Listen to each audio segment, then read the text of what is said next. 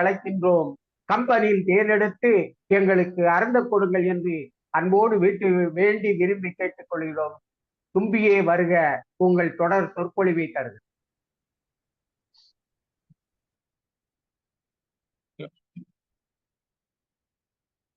அருமை ஐயா, வணக்கம்.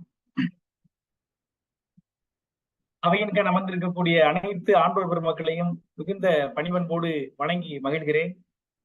தும்பியினுடைய இந்த 115வது நிகழ்வில் வருகை தந்து பெருமை சேர்த்திருக்கிற 12 அறிஞர் பெருமக்கள், ஐம்பெருங்குழு என்பேராயம் என்பது போல மிகச்சிறந்த அறிஞர் பெருமக்கள் ஒவ்வொருவரையும் பெயர் சொல்லி அழைப்பதிலே அவர்களுக்கு என்னுடைய வணக்கத்தை தெரிவிப்பதிலே மகிழ்ச்சி அடைகிறேன். பேராசிரியர் பெருந்தகை அம்மா விஜயராணி அவர்கள் புதுச்சேரியில் இருந்து இங்கு வந்து கலந்து கொண்டிருக்கிறார்கள். அவரை அன்போடு வணங்கி மகிழ்கிறேன். இந்த நிகழ்ச்சிக்கு இனிமையான தலைமை ஏற்று மிக அழகான ஒரு சிறப்புரை ஆற்றி நிகழ்ச்சியை வழிநடத்தி கொண்டிருக்கக்கூடிய தலைவர் ஐயா குமாப்பா கபிலன் அவர்களை வணங்கி மகிழ்கிறேன். ஐயா கே ரங்கசுவாமி ஐயா பெரியவர்களை வணங்கி மகிழ்கிறேன். வெளிநாட்டில் இருந்தாலும் அதே அன்போடும் பாசத்தோடும் பரிவோடும் இந்த நிகழ்ச்சியில் கலந்து கொண்டிருக்கக்கூடிய எங்கள் அன்பிற்குரிய ஐயா ஆர்.சி. குமரன் ஐயா அவர்களை வணங்கி மகிழ்கிறேன். தேன்மொழி அம்மா அவர்கள் பல்வேறு நிகழ்ச்சிகளில் தொடர்ந்து இருந்தாலும் இந்த நிகழ்ச்சிக்கு தன்னுடைய நேரத்தை ஒதுக்கி இணைந்திருப்பது மகிழ்ச்சியாக இருக்கிறது. அவர்களை வணங்கி மகிழ்கிறேன். அன்பிற்குரிய தமிழ் காவலர் ஐயா தேசாபிமானன் ஐயா அவர்களை வணங்கி வரவேற்கிறேன்.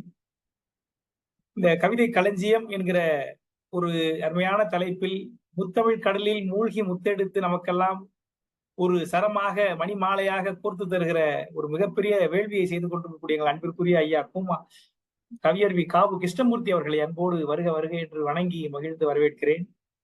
மாலை மலர் பத்திரிகையில் நம் அனைவரின் மணங்கவர் கட்டுரைகளை எழுதி வரக்கூடிய எங்கள் அன்பிற்குரிய அம்மா வானமதி கிருஷ்ணகுமார் அவர்களை வணங்கி வரவேற்கிறேன். நிகழ்ச்சியை நெறியாள்கை செய்கிற புதிய செல்வராசன் ஐயா, வந்து சென்றிருக்கக்கூடிய வர இருக்கின்ற அம்மா ஜெயசக்தி அம்மா மற்றும் அனைத்து பெரியோர்களையும் இணையத்தின் வழியாக காண இருக்கிற அன்பிற்குரிய உள்ளங்கள் அனைவரையும் வருக வருக என்று வரவேற்று மகிழ்கிறேன். நன்றி கூறி இந்த உரையை துவங்குகிறேன். பெரியவர்களே, அன்பிற்குரிய புதியார் சொன்ன மாதிரி ஒரு மாபெரும் கடலில் நாம் இறங்கி இருக்கிறோம். அன்பிற்குரிய ஐயா கபிலன் ஐயா அவர்கள் சொன்ன மாதிரி ஒரு மிகப்பெரிய பயணம், ஒரு நீண்ட பயணம். இந்த நீண்ட பயணத்தில் நான் எந்த ஒரு துணிச்சலில், ஒரு துணிவில் நாம் இறங்கி இருக்கிறோம் என்று சொன்னால், அறிஞர்கள் நீங்கள் பக்கத்தில் இருக்கிற அந்த துணையாக இருக்கிறீர்கள் என்ற அந்த துணிச்சலில் தான் இந்த பயணத்தில் நாம் இறங்கியிருக்கிறேன். தந்தையோடும் தாயோடும் சகோதரர்களோடும் உறவினர்களோடும் ஒரு சுற்றுலா செல்லும் பொழுது எப்படி ஒரு துணிவோடு துணிச்சலோடு செல்வோமோ அதுபோல இந்த ஒரு பயணத்தில் உங்களோடு நானும் பயணித்துக் கொண்டிருக்கிறேன் என்பதை மிகுந்த பணிவோடு சொல்லி, கம்பராமாயணம் என்பது ஒரு அனுபவம். இதனை நாம் அனுபவிக்க நாம் அடைகிற அந்த உணர்வுகளை எப்படி கடத்துவது என்கிற அந்த ஒரு கவலை தான் மென்மேலும் வருகிறது என்பதை உங்களுக்கு அறிவித்துக் கொண்டு, இப்பொழுது நாம் அயோத்தியா காண்டத்தில் இருக்கிறோம். பாலகாண்டத்தை நல்ல விதமாக முடித்து நிறைவேற்றி இப்பொழுது நாம் அயோத்தியா காண்டத்திற்குள் அடியெடுத்து வைத்திருக்கிறோம். இதை வைக்கிற பொழுது எனக்கு ஒரு நினைவு வந்தது, பாலகாண்டத்திலும் அயோத்தியா இருக்கிறது, அயோத்தி தான் முதன்மையாக இருக்கிறது. அதற்கு ஏன் அயோத்தியா காண்டம் என்ற ஒரு பெயர் வைக்கவில்லை? இதற்கு ஏன் அயோத்தியா காண்டம் என்ற ஒரு பெயர் வைத்தார் என்று சொன்னால், பாலகாண்டத்தினுடைய முக்கியமான திருப்புமுனை என்பது திரு அவதார படலம், ராமன் பிறப்பது, அவர்கள் வளர்வது. ஆகவே அதற்கு பாலகாண்டம். இந்த காண்டத்தில் அயோத்தி யாருக்கு என்கிற ஒரு மிகப்பெரிய சர்ச்சை இந்த கதையை வழிநடத்துகிறது என்பதனால் இதற்கு அயோத்தியா காண்டம் என்கிற பெயரை அவர் வைத்து கொடுத்திருக்கிறாரோ என்று என்ன தோன்றுகிறது. மிக அற்புதமாக கதை நகர்ந்து கொண்டிருக்கிறது. பெரியவர்களே, சென்ற கூட்டத்தில் நாம் பார்த்த நிகழ்ச்சி என்பது ராமன் மிகுந்த மகிழ்ச்சியோடு சீதையை கைப்பிடித்து எல்லோரும் மிக மகிழ்ச்சியோடு திரும்பி அயோத்தியை நோக்கி வருகிறார்கள். வந்து சேர்ந்ததும் முதல் காரியமாக பரசுராமரை வென்றுவிட்டு வருகிறார் ராமர். முதல் காரியமாக பரதன் அயோத்தியை விட்டு கேகய நாட்டுக்கு போகிறான். அவருடைய தாத்தா வேண்டி விரும்பி அவனை அழைக்கிறார், பேரனை கூப்பிடுறார். தசரதனும் உங்க தாத்தா அழைக்கிறாரு, நீ போயிட்டு வா என்று சொல்லுகிறார். சொன்னதற்கு பிறகு பரதன் கேகய நாட்டிற்கு தன்னுடைய தாத்தாவோடு செல்லுகிறான். செல்வதற்கு முன்னால் நேராக வந்து தன்னுடைய ஆகச்சிறந்த அண்ணன் அவனை கட்டி தழுவி கண்ணீர் பெருகி அவன் கால்களிலே விழுந்து பணிந்து அவன் செல்லுகிறான். அதை கம்பர் அழகாக சொல்லுகிறார், உயிரை விட்டு உடல் போவது போல என்று சொன்னார். உயிரை விட்டு உடல் போவது போல. நாமெல்லாம் சாதாரண மனிதர்கள், நமக்கெல்லாம் நம் உடம்பை விட்டு விட்டு உயிர் தான் போகும். ஆனால் அங்கே பரதன், ராமன் என்பவருடைய பிணைப்பு என்பது ஒரு பாச பிணைப்பு, கண்களால் காண முடியாத பிணைப்பு. நமக்கெல்லாம் அப்படிப்பட்ட ஒரு தம்பி கிடைப்பதற்கும், ராமனை போல ஒரு அண்ணனாக பிறப்பதற்கும் நமக்கெல்லாம் அவ்வளவு தவம் பண்ணியிருக்க வேண்டும். அப்படிப்பட்ட பரதன் ராமனுடைய காலிலே விழுந்து வணங்கிவிட்டு செல்லுகிற போது எப்படி இருக்கிறது என்று சொன்னால், உயிரை விட்டு விட்டு உடம்பு போவது போல பரதன் போகிறான் என்று அற்புதமாக அவர்களுடைய அந்த உள்ள உணர்ச்சிகளை அழகாக கவிச்சக்கரவர்த்தி கம்பர் அங்கே காட்டினார். அதோடு பார்த்தோம். இப்பொழுது நம்ம அயோத்தியா காண்டத்துக்குள் வந்திருக்கிறோம். பெரியவர்களே, பாலகாண்டம் தொடங்குகிற பொழுது நீங்கள் எல்லாம் அறிந்தவாறு கடவுள் வாழ்த்து. அம்மா ஜெயசக்தி அம்மா அவர்கள் பானுமதி கிருஷ்ணகுமார் அம்மா கூட தலைமையாளர் இருக்கும்போது பேசினாங்க அதை பற்றி. உலகம் யாவையும் தாமுலவாக்களும் நிலை விருத்தலும் நீக்கலும் நீங்களா அழகிலா விளையாட்டுடைய அன்னவர் தலைவர் அவருக்கே சரண் நாங்களே என்று கடவுள் வாழ்த்து பாடிய கம்பர் அயோத்தியா காண்டத்திலும் ஒரு கடவுள் வாழ்த்தை பாடுகிறார். இதுல ஒரு என்ன சிறப்புன்னா, இந்த கடவுள் வாழ்த்தை நீங்கள் ஆழ்ந்து பார்த்தால் இந்த ராம காதையினுடைய ராம அவதாரத்தினுடைய, கம்பர் இந்த நூலுக்கு கொடுத்த பெயர் ராமாவதாரம். அந்த ராமன் என்ற பரம்பொருளினுடைய தன்மையை, கடவுள் தன்மையை இந்த கடவுள் அவதாரத்துக்குள்ளே கம்பர் அடக்குகிறார். இதான் அந்த கடவுள் வாழ்த்தினுடைய சிறப்பு. அந்த பாட்டு எப்படி தொடங்குகிறது என்று சொன்னால், வானின்று இழுந்து வரம்பு இகந்த மாபூதத்தின் வைப்பு எங்கும் ஊனும் உயிரும் உணர்வும் போல் உள்ளும் புறத்தும் உளன் என்ப. வானின்றிழுந்து வரம்பு இகந்த மாபூதத்தின் வைப்பு எங்கும் ஊனும் உயிரும் உணர்வும் போல் உள்ளும் புறத்தும் உளன் என்ப. வான் இன்று இழுந்து என்று சொன்னால், வானமானது தன் தன்மையிலிருந்து மாறுபட்டு மாபூதங்களாக, நீர் நிலம் நெருப்பு என்று மாபூதங்களாக பரவி இருப்பது போல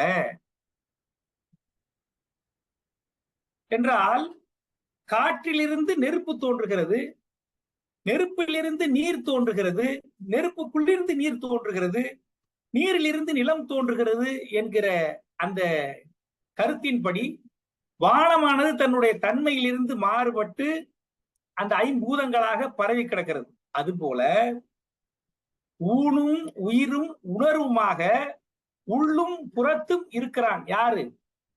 உளன் என்ப இருப்பவனை போல. அதுல ஒரு சிறப்பு என்னன்னா, உயிரும் உணர்வும் உள்ளும் புறமும். உயிர் என்பது உள்ளே இருக்கக்கூடியது, ஊன் என்பது வெளியே இருக்கக்கூடியது, உணர்வு என்பது உள்ளுக்குள்ளும் இருக்கும், வெளிப்பட்டும் விடும். உள்ளும் புறமும் இருக்கக்கூடிய அந்த மாபூதங்களைப் போல ஊனாகவும் உயிராகவும் உணர்வாகவும் அனைத்திலும் பரவி இருக்கக்கூடிய ஒருவன் யார் என்று சொன்னால், அவன் யார் என்றால், ஊனும் சிறிய கோத்தாயும் கொடுமை இழப்ப கோல் துறந்து காணும் கடலும் கடந்து இமையோ இடுக்கண் தீர்த்த கழல் வேந்தன். கூன், கூனி, கோத்தாய், சிற்றன்னை இவர்கள் கொடுமை இழப்ப கோல் துறந்து, தன்னுடைய அரசாட்சியை துறந்து காணும் கடலும் கடந்து. இதை படிக்கிற பொழுது நான் அப்படியே ஒரு பக்கம் திகைச்சு போயிட்டேன். காணும் கடலும் கடந்து, மிகப்பெரிய ஆரண்யத்தை கடந்து, அலைகடலை கடந்து அவன் அவ்வளவு துன்பப்பட்டு, எதற்கு துன்பம் போட்டான்? இமையோ இடுக்கண் தீர்க்க அவதரித்த கழல் வேந்தன். அவன்தான் ராமன். அவன்தான் அனைத்து உலகங்களிலும் அனைத்து பூதமாகவும் இருக்கிறான். அனைத்து உயிர்களின் உள்ளேயும் புறத்திலும் ஊனுமாகவும் உயிராகவும் உணர்வுமாகவும் இருக்கிறான் என்று அந்த கடவுள் வாழ்த்தை அழகாக அங்கே பாடுகிறார். அப்போ இந்த பரம்பொருள் என்பவன் ராமன் தான் என்கிற முடிவுக்கு கம்பர் இங்கே வந்து விடுகிறார். அந்த கருத்தை இந்த கடவுள் வாழ்த்திலே வைக்கிறார். அதான் அதனுடைய சிறப்பு. இப்ப பாடுற பாருங்க. வானின்றிழுந்து வரம்பிகந்த மாபூதத்தின் வைப்பு எங்கும் ஊனும் உயிரும் உணர்வும் போல் உள்ளும் புறத்தும் உளன் என்ப என சொல்லக்கூடிய ராமன், கூணும் சிறிய கோத்தாயும் கொடுமை இழப்ப கோல் துறந்து காணும் கடலும் கடந்து இமையோர் இடுக்கண் தீர்த்த இழல் கழல் வேந்தன் என்று கடவுள் வாழ்த்தை அழகாக பாடி கம்பர் இந்த அயோத்தியா காண்டத்தை துவங்குகிறார். இந்த அயோத்தியா காண்டத்தினுடைய முதல் நிகழ்ச்சி என்னவென்று சொன்னால், தசரதன் ரிட்டையர் ஆயிடலாம் நினைக்கிறான். வாலண்டரி ரிட்டையர்மெண்ட் கொடுத்துடலாம், வாங்கிடலாம் என்று அவனுக்கு எண்ணம் தோன்றுகிறது. அதற்கான காரணம் அவன் மனதில் ஏற்பட்ட ஒரு சில அந்த உணர்வுகள், அதன் காரணமாக அவனுக்கு தோன்றுகிறது. இதற்கு என்ன காரணம் என்று மிகைப்பாடல்கள் 2 பாடல்கள் இருக்கின்றன. அதுல சொல்றாங்க. இப்ப நிறைய பட்டிமன்றங்களிலும் கம்பர் விழாக்களிலும் இது பேசுகிறார்கள். நானும் கேட்டிருக்கிறேன். அவனுடைய கண்ண மூலத்தில் ஒரு மயிரானது, ஒரு முடியானது வெள்ளை நரை வந்தது. அதை பார்த்த உடனே அவனுக்கு என்ன தோணுச்சுன்னா, சரி நமக்கு வயசாகிவிட்டது, நம்ம பொறுப்பை இளையவன்களிடம் நம்ம ஒப்படைத்து விடுவோம், ராமனிடம் ஒப்படைத்து விடுவோம் என்கிற எண்ணம் தோன்றியது என்கிற பாடல் இருப்பதாக சொன்னார்கள். நானும் கம்பராமாயணத்துல பார்த்தா அந்த பாட்டை காணும். உடனடியாக நான் நெல்லை தீபன் அவர்களை தொடர்பு கொண்டு, நான் நிறைய கேட்டிருக்கிறேனே, இந்த பாட்டை காணுமே என்று கேட்கிற பொழுது அவர் கொடுத்த விளக்கம், உடனே பாடலை அனுப்பிச்சார். இது மிகை பாடல்கள், இது கம்பன் எழுதிய பாடல் இல்லை. வால்மீகி ராமாயணத்திலும் இந்த கருத்து இல்லை. ஆனாலும் இவை மிகைப்பாடல்களாக சேர்க்கப்பட்டிருக்கின்றன. கதைக்கு பொருத்தமாக இருப்பதால், இனிமையாக இருப்பதால் இது தொடர்ந்து படிக்கப்பட்டு வருகிறது. இதை டிகேசி இதை ஒதுக்கிட்டார், இந்த 2 பாடல்களை. அதில் வரக்கூடிய இந்த கருத்து, கண்ண மூலத்தில் மின்னென கருமை போய் வெளுத்தது ஒரு மயிர். எதற்கு? தீங்கிழை ராவணன் செய்த தீமை ஆங்கோர் நரையாய் அணுகிற்று என்று அந்த 2 பாடல்களில் இந்த வார்த்தைகள் வரிகள் வருகின்றன. இப்படி அந்த முடி நரைத்ததை பார்த்தவுடன் தசரதன் உடனே வாலண்டரி ரிட்டையர்மெண்ட் வாங்கிடுவோம் என்று முடிவுக்கு வந்து விடுகிறான். வந்த பிறகு உடனடியாக அவனுடைய மந்திராலோசனை என்று சொல்லக்கூடிய அந்த திட்டத்தில் அவன் இயங்குகிறான். உடனே தன்னுடைய அமைச்சர் பெருமக்களையும் குலகுருவாகிய வசிஷ்டரையும் அழைத்து அவர்களிடம் மந்திராலோசனை மண்டபத்தை அடைந்து அவர்களிடம் தன்னுடைய உள்ள கருத்தை அவன் உரைக்கிறான். நான் இந்த மாதிரி அரச பதவியை துறந்து மானிடராய் பிறந்தவர்கள் அடையக்கூடிய மிகப்பெரிய பதவியாகிய அந்த தவ வாழ்க்கையை அடைவதற்கு ஆசைப்படுகிறேன். என் வயது முதிர்ந்து விட்டது. ஆகவே நான் அதற்கு சென்று மனித குலத்தினுடைய உயர் பெரும் பதவியாகிய துறவினை மேற்கொண்டு புண்ணிய தீர்த்தங்கள் ஆடி அதற்குரிய செயல்களை செய்ய ஆசைப்படுகிறேன் என்று, அதை பற்றி நீங்கள் என்ன நினைக்கிறீர்கள் என்று அவர்களிடம் ஆலோசனை கேட்கிறார். மைந்தரை இன்மையின் வரம்புயில் காலமும் நொந்தனன் ராமன் என் நோவை நீக்குவான். இவ்வளவு நாளாக இந்த அரசாட்சியை நான் ஒரு சுமையாக தாங்கிக் கொண்டிருந்தேன், துடித்துக் கொண்டிருந்தேன். ராமன் என்னுடைய இந்த நோவை, இந்த துன்பத்தை நீக்குவான். ஆகவே நான் இந்த வாழ்க்கையினுடைய உறுதியை அடைவது என்ற முடிவுக்கு நான் வந்து விட்டேன் என்று அவர்களிடம் சொல்லுகிறான். சொன்ன உடனே அவர்கள் என்ன சொல்கிறார்கள் என்று சொன்னால், அந்த வசிஷ்டரும் மற்றும் அங்க இருக்கக்கூடிய அரசர்களும் என்ன சொல்கிறார்கள் என்று சொன்னால், அதற்கு சரி சொல்லுகிறார்கள் என்று சொன்னால் அதற்கு இசைக்கிறார்கள். அதே சமயத்தில் ஒரு அற்புதமான பாட்டு, இந்த பாட்டு தான் கவி சக்கரவர்த்தி கம்பன் ஒரு அற்புதமான ஓமையை போடுகிறான். இவ்வளவு காலம் மிக சிறப்பாக அரசாண்ட அந்த பாலகாண்டத்துல பார்த்தேன் இல்லையா, அனைத்து உயிர்களையும் ஓம்புகிற ஒரு உடம்பாக ஆண்டான் தசரதன். அந்த நாட்டில் உள்ள எல்லா உயிர்களையும் ஓம்புகிற ஒரே உடம்பு ஒன்று இருந்துச்சுன்னா அதான் தசரதன். அப்படி அற்புதமாக அரசாண்டான் தசரதன். அப்படிப்பட்ட அரசன் தன் மணிமுடியை துறந்து பிரிய போகிறான். அதே சமயத்தில் இது கவலையாக இருக்கிறது. அதே சமயத்தில் எல்லோருடைய மனங்களையும் கவர்ந்த உள்ளங்கவர் கல்வனாகிய ராமன் முடிசூட போகிறான். அது மகிழ்ச்சியாக இருக்கிறது. இது ஒரு கலவையான மனநிலை. அந்த மனநிலையை சொல்ல வேண்டும். அதற்கு கம்பர் எப்படி சொல்லுகிறார்? திரண்ட தோழினன் இப்படி செப்பலும் சிந்தை புரண்டு மீதிட பொங்கிய ஓகையர் மகிழ்ச்சியானவர்கள் அங்கே வெருண்டு மன்னவன் பிரிவு என்னும் விம்முறு நிலையால் 2 கன்றினுக்கு இறங்கும் ஓர் ஆயன இருந்தார் என்று பாரு. ஒரு 2 கண்ணுக்குட்டி இருக்கு. 2 கண்ணுக்குட்டிக்கு எந்த கண்ணுக்குட்டியை விடுறது, எந்த கண்ணுக்குட்டியை அரவணைக்கிறது என்று அந்த கலங்குகிற ஒரு தாயை போல, ஒரு தாய் பசுவை போல அந்த மக்கள் இங்க இருந்தார். அந்த மனநிலை எவ்வளவு அழகாக பாடல் போட்டார் கவி சக்கரவர்த்தி.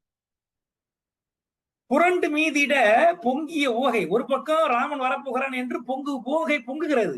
அதே சமயத்தில் வெருண்டு மன்னவன் பிரிவு என்னும் பிம்முறு நிலை, அவன் பிரிகிறானே என்கிற அந்த கவலை. அதனால் 2 கன்றினுக்கு இறங்கும் ஓர் ஒரு பசுவை போல அந்த மக்கள் அங்கே இருந்தார்கள். அந்த இடத்துல அவன் சொன்ன உடனே இரண்டும் கலந்த மனநிலையில் அவர்கள் அங்கே இருந்தார்கள் என்று அற்புதமாக அங்கே சொல்லுகிறார். உடனே வசிஷ்டர் சொல்றார், ராமன் எப்படிப்பட்டவன்? உன்னுடைய முடிவு மிக சரியான முடிவு. அவன் ராமன் எப்படிப்பட்டவன்? மண்ணினும் நல்லன். யாரு? ராமனை சொல்வதற்கு முன்னாடி சீதையை சொல்லுகிறார். அந்த சீதை எப்படிப்பட்டவள்? மண்ணினும் நல்லல். மண்ணினும் நல்லல் என்னது? மண்ணு குறை உடையது, பொறுமை உடையது. தன்னை நாடி வந்தவர்களை காலம் காலமாக வைத்து காப்பாற்றக்கூடியது. இந்த மண்ணுக்கு இணையான ஒண்ணு இருக்கா உலகத்துல? யோசிச்சு பாருங்க.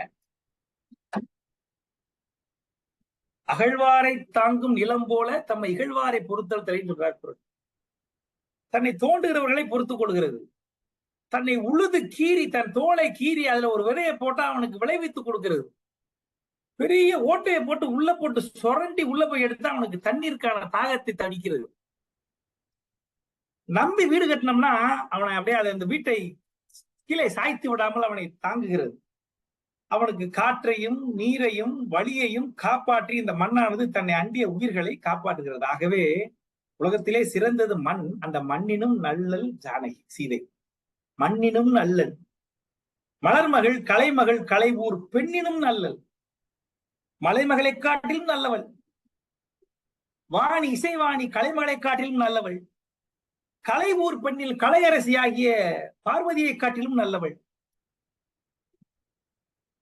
அப்படிப்பட்ட சீதை அவள் மகாராணியாக போகிறாள். ராமன் எப்படிப்பட்டவன்? அவன் கண்ணினும் நல்லன். எது இருந்தாலும் இந்த உலகத்துல எது இல்லாமே வாழ்ந்துடலாம். ஆனா கண் இல்லாதவன் வாழ முடியாது. அதான் வள்ளுவர் சொன்னார், என்னென்ப ஏன எழுத்தென்ப இவ்விரண்டும் கண்ணென்ப வாழும் இருக்கு. இன்றைக்கு நாம என்னமோ கல்வி சம்பந்தமா ஒரு கூட்டம் நடத்துற மாதிரி தோன்றுகிறது. கலையாத கல்வியும் என்று அவர் ஆரம்பிச்சார். அழகா சொன்னார் ஐயா கபிலர் ஐயா அவர்கள். ஐயா கவிதை களஞ்சியம் பாடிய ஐயா காவு கிருஷ்ணமூர்த்தி அவர்களும் கல்வியினுடைய பெருமையை சொல்கிறார். அப்ப மிகச்சிறந்தது கல்வி. மனித உயிர் வாழ்வதற்கு, வாழ்க்கை கடலை கலப்பதற்கு ஒரு களமாக, ஒரு நாவாயாக, ஒரு தோணியாக நமக்கு பயன்படுவது கல்வி. அந்த கல்வி இல்லாத உயிருக்கு எதுக்கு சமம் என்று சொல்ல வருகிற வள்ளுவன் என்ன சொல்கிறான்? கண் என்ப வாழும் உயிருக்கு என்று சொல்கிறான். அப்ப கண் என்பது மிக மிக முக்கியமான ஒரு உறுப்பு. அப்படிப்பட்ட அந்த கண்ணை காட்டிலும் நல்லவன் ராமன்.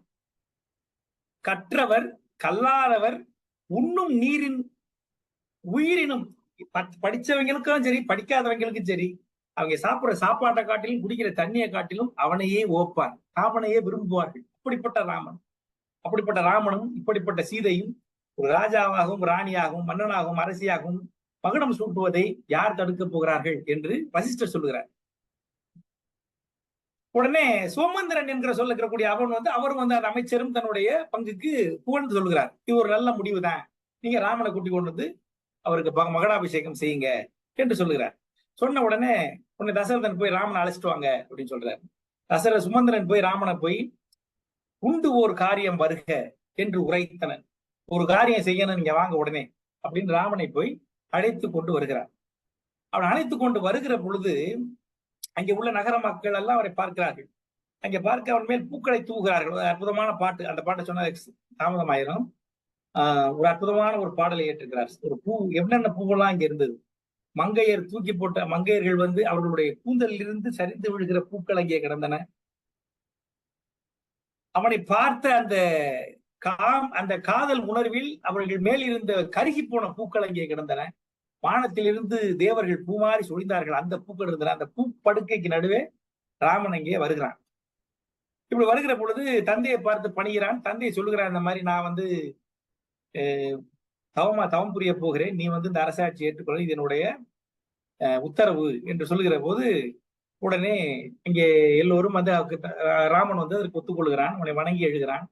அப்பொழுது அங்க இருக்க மக்கள் எல்லாம் மகிழ்ந்தார்கள். மக்கள் எல்லாரும் முன்னாடி சொல்றான். சொல்லும் போது அனைவரும் மகிழ்கிறார்கள். இது ஒரு அற்புதமான ஒரு அற்புதமான ஒரு பாடல் போட்டிருக்கிறார். இந்த பாடல் நம்மளால கடந்து போக முடியாது. அந்த மக்களுடைய மகிழ்ச்சி எப்படி இருந்து சொன்னால், ஊரு நீரையவும் உதவும் மாடுயர் பார்க்கெழு பயன்மரம் பழுத்தற்று ஆகவும் கார்மழை பொழியவும் கழனி பாய் நதி வார்புணல் பெருகவும் மறுக்கின்றார் யார். ராமன் வந்து இந்த மாதிரி அரச பதவி அடைகிற போது மக்கள் எப்படி இருப்பார்கள், அதுக்கு ஏதாவது எப்படி உணர்வார்கள் என்று சொன்னால், ஊருணி நினையவும், ஊரெல்லாம் குடிக்கக்கூடிய அந்த நீர் நிலையானது நிறையும் பொழுது எப்படி இருக்கும்? யார் வேண்டாம்னு சொல்லுவா? உதவும் மாடு, எல்லோருக்கும் உதவக்கூடிய செல்வம் ஒருவரிடம் இருந்தால் அதை யார் வேண்டாம்னு சொல்லுவா? உயர் பார்க்கெழு பயன்மரம் பழுத்தற்று ஆகவும், உயர்ந்த எல்லோருக்கும் பொதுவான ஒரு பெரிய மரம் பழுத்து தொங்குகிறது என்று சொன்னால், ஊருக்கெல்லாம் பொதுவான ஒரு மரம் பழுத்து தொங்குகிறது என்று சொன்னால் அதை யார் விரும்ப மாட்டார்கள்? கார் மழை பொழியவும், மழை பெய்ஞ்சா யார் வேண்டாம்னு சொல்லுவா? கழனிபாய் நதி வார் புனல் பெருகவும், நதியானது கர்நாடகாவிடம் கையேந்தி நிற்காமல் எப்பொழுதும் ஓடிக்கொண்டே இருந்தால் அதை யார் வேண்டாம் என்று சொல்வார்கள்? இப்படி எவர் மறுப்பார்கள்? அது மாதிரி ராமன் வந்து பட்டம் சொல்வதை யார் விரும்ப மாட்டார்கள் என்று கம்பர் எழுதுகிறார். இதுல என்ன சிறப்பு அப்படின்னு சொன்னா, திருக்குறளை ஒரு பெரிய பட்டிமன்றம் நடந்தது. நம்ம அம்மா ஜெயசக்தி எல்லாம் எல்லாம் பேசியிருக்காங்கன்னு நினைக்கிறேன். அதாவது வள்ளுவ கருத்துக்கள் அதிகமா இருப்பது கம்பராமாயணத்துல, சிலப்பதிகாரத்துல. இதுல இந்த பாடல் ரொம்ப அதிகமாக பயன்படுத்தப்படும். வள்ளுவருடைய கருத்துக்களை அப்படியே கொண்டு வந்து அழகா ஒரு கேப்சூல்ல கொடுக்கிறாரு கம்பர். இங்கே ஊருணி நீ நிறைந்தற்றே உலகவாம் பேரறிவாளன் திரு அப்படிங்கிறது ஒரு கவிதை, ஒரு குறள். ஒரு மிகப்பெரிய அறிவாளன், பேரறிவாளன், அற்புதமான ஒரு பெயர் பாருங்க. பேரறிவாளன், அவனுடைய திரு, அந்த அறிவுடையவனுடைய கையில் இருக்கக்கூடிய அந்த செல்வம் இருந்தால் அந்த ஊர் உண்ணக்கூடிய அந்த நீர்நிலை நிரம்பியது மாதிரி. செம்பரம்பாக்கம், சிறுவாணி, மேட்டூர் இதெல்லாம் வந்து நிரம்பினால் எப்படி மக்கள் மகிழ்வார்களோ அதுபோல பேரறிவாளனுடைய திரு, அறிவுடையவனுடைய செல்வம் இருக்கிறது என்று ஒரு அற்புதமான ஒரு ஓமையை வந்து வள்ளுவர் சொல்றாரு. அதை இங்க கொண்டு வருகிறார். பயன்மரம் உள்ளூர் பழுத்தற்றால் செல்வம் நயன் உடையான் கண் படி.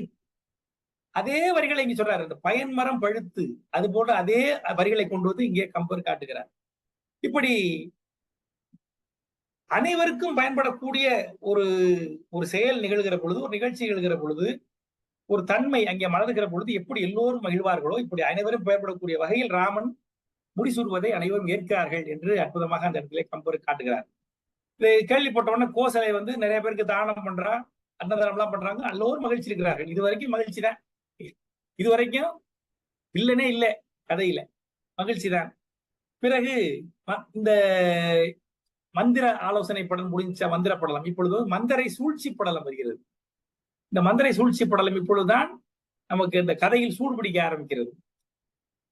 இந்த சூழ்ச்சி படலத்தில் என்ன நிகழ்ச்சி நடக்கிறது என்று சொன்னால், தசரதன் உடனே சோதிடரை அழைக்கிறான். அழைச்சு நாள் புரிங்க, மகடாபிஷேகம் பண்ணுவதற்கு நாள் புரிங்க என்று கேட்கிறார். வசிஷ்டரை அழைத்து வருகிறார்கள். 2 பேரும் சேர்ந்து முடிவு பண்ணி சொல்லுங்க அப்படின்னு சொன்னோன்னா, வசிஷ்டர் உடனே சொல்றாரு, நாளைக்கே முடிச்சுட்டு விழா பண்ணிடலாம், நாளைக்கே முடிசூட்டு விழா பண்ணிவிடலாம் என்று முடிவு செய்கிறார். நான் இன்றைக்கு போடுகிற பொழுது கூட சொன்னேன், தந்தை செய்த சதியும் தாய் வழி வந்த விதியும் என்று நான் எழுதினேன். எனக்கு தோன்றியது தவறாக கூட இருக்கலாம். இதே எண்ணம் பெரிய என்னுடைய கெட்ட நேரம் மந்தரைக்கும் தோன்றி இருக்கிறது, கூனிக்கும் இந்த எண்ணம் தோன்றி இருக்கிறது.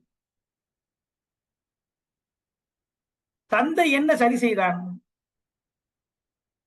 அதாவது சீதை திருமணம், மிதிலை நாடு, அயோத்தியை காலி பண்ணி அழைச்சு கொண்டு போகிறான் தசரதன்.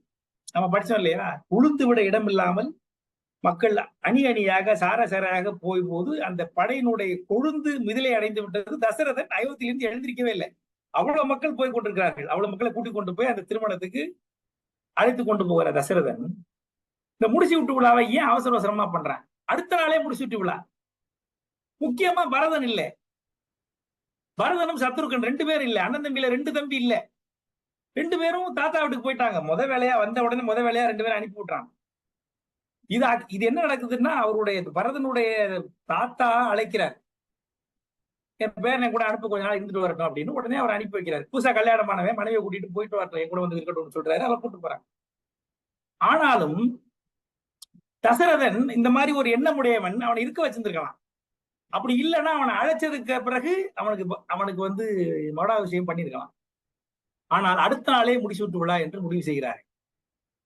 நானா சொன்னேன், ஒரு கலைக்கிறதுக்காக எல்லாருக்கும் ஒரு ஆர்வத்திற்காக தந்தை செய்த சதி என்று சொன்னேன். ஆனாலும் அதில் பொருள் இல்லாமல் இல்லை. அடுத்த நாளே முடிசூட்டு விழா என்று முடிவு செய்கிறார்கள். வசிஷ்டர் சொல்கிறார், அதுக்கு பிறகு உடனே இவர் என்ன பண்றாரு, தசரதன் கூப்பிட்டு வசிஷ்டரை, ராவனை அழைத்து வசிஷ்டர் சொல்லி, இவர்தான் உன்னுடைய குலகுரு, நம்முடைய குலகுரு ஐயா, இவனுக்கு நல்ல செய்தி சொல்லுங்க, 4 வார்த்தை நல்ல வார்த்தை சொல்லுங்க என்று தசரதன் பணிக்கிறார். பிறகு உடனே வசிஷ்டர் என்ன சொல்றாரு, அவருக்கு சில நல்ல உரைகளை, நல்ல நெறிகளை அவனுக்கு சொல்லுகிறார். அது நிறைய பாடல் இருக்கு, ஒரு சில செய்திகளை மட்டும் சொல்றேன். தூதம் ஓர் 5 மெய்யினும் பெரியார் அந்தனர் பேணுதி உள்ளத்தால்னு சொல்றாரு. அந்தனர்கள் இருக்கார்கள் பார்த்தீங்களா, அவர்கள் யாருன்னா 5 பூதங்களை காட்டிலும் உயர்ந்தவர்கள். அவர்களை நீ உள்ளத்தில் வைத்து போற்றுக. முதல்ல அவர் வசிஷ்டர் சொல்லக்கூடிய முதல் நெறி இத. 5 பூதங்களை காட்டிலும் உயர்ந்தவர்கள் அந்தனர்கள், அவர்களை உன் உள்ளத்தில் வைத்து போற்றுவாயாக ராமா. இரண்டாவது, சூது முந்துர சொல்லிய மாத்துயர் நீதி மைந்த நினக்கு இலை. அதாவது எல்லா பொதுவாக மனிதர்களுக்கு உடைய இந்த சூது என்னென்ன இருக்கோ அதெல்லாம் நீதி மைந்தன் நீ உனக்கு இல்லை. இருந்தாலும் நீ இதை தெரிந்து கொள் என்னவென்று சொன்னால், இந்த சூது என்பது எண்ண முடியாத அளவிற்கு தீமையை கொண்டு வந்து சேர்த்து விடும் என்கிற இந்த ஒரு செய்தியை, இந்த ஒரு நெறியை, இந்த அறிவுரையை நீ ஏற்றுக்கொள் என்று வசிஷ்டர் 2வது செய்தியை அவனுக்கு சொல்லுகிறார். அது என்ன அந்த சூது முந்தீர் உடைய மாத்துயர் அப்படின்னா, வேட்கை, எல்லாத்துக்கும் ஆசைப்படுறது, கடுஞ்சொல் சொல்றது, மிகு தண்டம், அதிகமா வரி வசூலிக்கிறது, சூதாடுவது,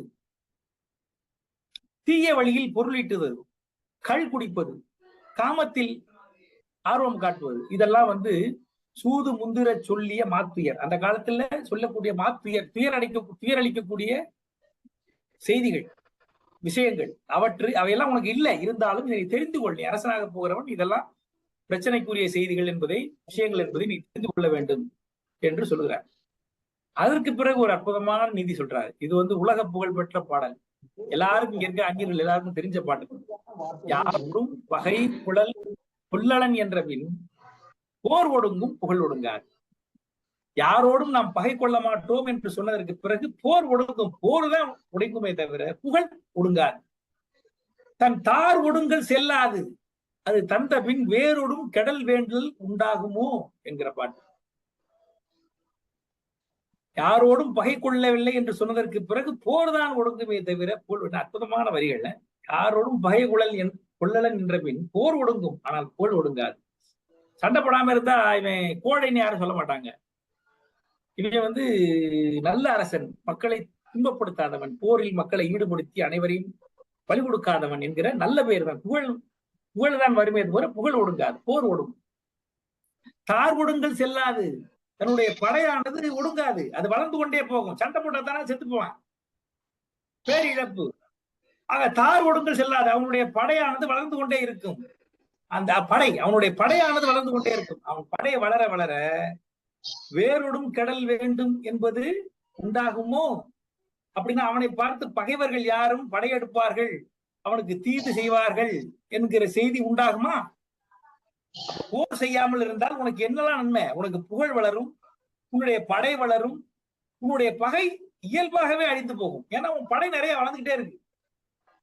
நீ போர் புரியாதவங்க, உன்னுடைய செல்வங்கள் சேர்ந்து கொண்டே இருக்கிறது. அப்பொழுது உன்னை எதிரி யாரும் பக்கத்துல வரவே பயப்படும். அப்படிங்கிற ஒரு அற்புதமான நீதியை, நெறியை வசிஷ்டர் அந்த இடத்துல ராமனுக்கு சொல்லுகிறார். இது அற்புதமான பாடல். அடுத்த ஒரு செய்தி சொல்லுகிறார். இதெல்லாம் முக்கியமான செய்திங்கிறதுனால நான் சொல்றேன். இதை கத்துக்காம என்ன பண்ண போறாங்க? அதுக்காக தூமகேது புவிக்கு என தோன்றிய வாம மேகலை மங்கையரால் வரும் காமம் இல்லை எனின் கடுங்கேடு என்னும் நாமம் இல்லை நரகமும் இல்லைங்கிறான். இது ஒரு ரொம்ப ரொம்ப என்ன சொல்றதுன்னா, ஒரு கடுமையான வார்த்தை தான். இது நல்ல பெண்களை குறித்து இல்லை. அதாவது தீய முறையில் காமம் நீ கை கொண்டால் அது எப்படிப்பட்ட கொடுமை என்று சொன்னால், நாமம், அதுக்கு நரகமே இல்லை. அதை காட்டிலும் நரகம் வேற எதுவும் இல்லை. தூமகேது வால் நட்சத்திரம் வந்தால் எப்படி பூமிக்கு தீவினையோ, அது போல காமம் என்பது ஒருவனுடைய உள்ளத்தில் வந்து விட்டால் அவனுடைய வாழ்க்கைக்கு தீவினை என்கிற ஒரு நீதியை வசிஷ்டர் இங்கே சொல்லுகிறார். இது இங்க பாருங்க, இன்னைக்கு நிறைய கொள்ளையெல்லாம் நடக்குது. நம்ம இன்னைக்கு கூட நிறைய அந்த பக்கங்கள்லாம் ஒரு படுகொலை எல்லாம் நடக்கிறது. நீங்க அந்த வால் பிடிச்சிட்டே போனீங்கன்னா அங்கே போய் பாத்தீங்கன்னா அந்த காமம் என்பதுதான் முனையாக இருக்கிறது. ஆக வசிஷ்டருடைய நீதி இன்றைக்கு பொருந்துகிறது. இதெல்லாம் வந்து ஒரு அரச நீதி. அவர்கள் வந்து குலகுரு வந்து சொல்றதுல நிறைய பாடல் வருகிறது. முக்கியமான என்னை கவர்ந்த சில பாடல்களை மட்டும் நான் இங்கே சொல்றேன். இப்படி அற்புதமாக அவர் வந்து சில செய்திகளை சொல்லுகிறார். ராமன் வந்து முடிசூட்டும் போது முடிவு செய்யாகிவிட்டது.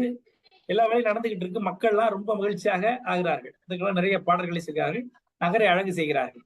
இந்த சமயத்துலதான் நம்முடைய கூனி தோன்றுகிறாள் கதைக்கு வருகிறார். அந்த கூனி தோன்றுவது எப்படி என்று சொன்னால் கம்பர் சொல்லுகிறார், இன்னல் செய் ராவணன் இழைத்த தீமை போல் துண்ண அருங்கொடு மனக்கூனி தோன்றினாள் என்று சொல்கிறார். ராவணன் வந்து இழைத்த தீமை இங்க வந்து கூனியாக வந்து இந்த கதையிலே அந்த இடத்திலே வந்து தோன்றினாள். அந்த இடத்தில் வந்து அவள் தன்னுடைய வேலையை ஆரம்பிக்கிறாள் என்று கம்பர் இங்கே சொல்லுகிறார். இதுதான் அந்த மிகைப்பாடல் உள்ள பாடம். தீங்கிழை ராவணன் செய்த தீமைதான் ஆங்கொரு நரையாய் அணுகிற்றாம் என்று மிகைப்பாடல் வருது.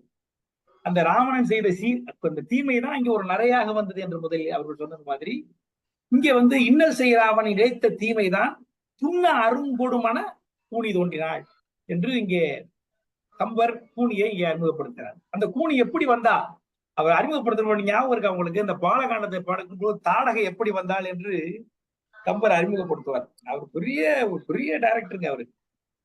அவரெல்லாம் இன்னைக்கு படம் எடுக்க விட்டா எங்கேயோ போயிடும். தாடகை வருகிற பொழுது தன்னுடைய அந்த காதுகள் வந்து இது வந்து அந்த பெரிய ஒரு மலைகள் மாதிரி ஆட ஒரு பெரிய மாமலை வந்து நடந்து போற மாதிரி அவன் நடக்கிற போது அந்த பள்ளம் ஆயிருச்சான். பள்ளம் வந்து கடல் தண்ணி உள்ள வந்துருச்சான் அவன் நடக்கும் போது. அப்படி அறிமுகப்படுத்துவார் தாடகையை. அதே மாதிரி இங்க கூனியை வந்து அவ்வளவு பெரிய அரைக்காக அறிமுகப்படுத்தவில்லை. அவருடைய உணர்வு அவருடைய அந்த வஞ்சினம், அந்த பகை உணர்ச்சி, அதை வந்து எப்படி சொல்லுகிறார்? அவள் துடிக்கும் நெஞ்சினாள், ஊன்றிய வெகுளி கோபமுடையவள், கான்றேறி நயனத்தால், கண்ணெல்லாம் வந்து நெருப்பாக எரிந்தது. சொல் வந்து மூன்று உலகுக்கும் இடுக்கண் ஊட்டுவாள். 3 உலகத்துக்கும் துன்பத்தை உண்டாக்குகிற அளவிற்கு அந்த உணர்ச்சி வேகத்தோடு அங்கே கூனி வந்தாள் என்று அங்கே அறிமுகப்படுத்துகிறார் கம்பர். அவள் வருகிறது எதை நடத்தி கொண்டு வருகிறார் சொன்னால், பண்டை நாள் ராவன் பாணி வில்வுமிழ் உண்டை உண்டதனை தன் உள்ளத்து உள்ளுவாள். சின்ன பிள்ளையா இருக்கும் பொழுது அவன் முதுகுல வந்து அவளுடைய கூனி முதுகுல வந்து தன்னுடைய தாதி தானே என்கிற விளையாட்டுத்தனமாக ராமன் அந்த மண் உண்டையை வைத்து அடித்ததை தன் மனதிலே நினைத்து கொண்டு அந்த வஞ்சினத்தோடு அங்கே கூனி வந்ததாக கம்பர் இங்கே காட்டுகிறார் ஒரு பாடல்ல. இந்த ஒரு பாட்டுல இதை ரொம்ப விளக்கி சொல்லல, வால்மீகி இதை பெருசா எதுவும் சொல்லல. இந்த ஒரு 2 வரிகள் வருகின்றன. ஆகவே நம்ம கற்பனை பண்ணலாம். அந்த சின்ன பிள்ளையா இருக்கும் பொழுது அவர் ஒரு உண்டை வில்ல வச்சு, ஒரு மண் உண்டையை வச்சு, ஒரு வில் வச்சு அடிச்சு அவரை கேலி பண்ணா அப்படின்னு அதை வந்து அந்த கோபத்தை, சின்ன குழந்தை தானே அப்படின்னு மன்னிச்சு விடாம அந்த கோபத்தை அவள் மனதிலே தாங்கி கொண்டு அவள் வருகிறார். இன்னொரு வகையில யோசிச்சு பாருங்க, அந்த கூனி என்பவள் யாருடைய தாதி? கைகேயினுடைய தாதி. கைகேயினுடைய மகன் யார்? பரதன். அதாவது இந்த கம்பராமாயணம் எப்படி போகிறது என்று சொன்னால், ராமனை வளர்த்தவள் கைகேயி. கைகேயி என்பவள் ஒரு ராஜகுமாரி, அரசி.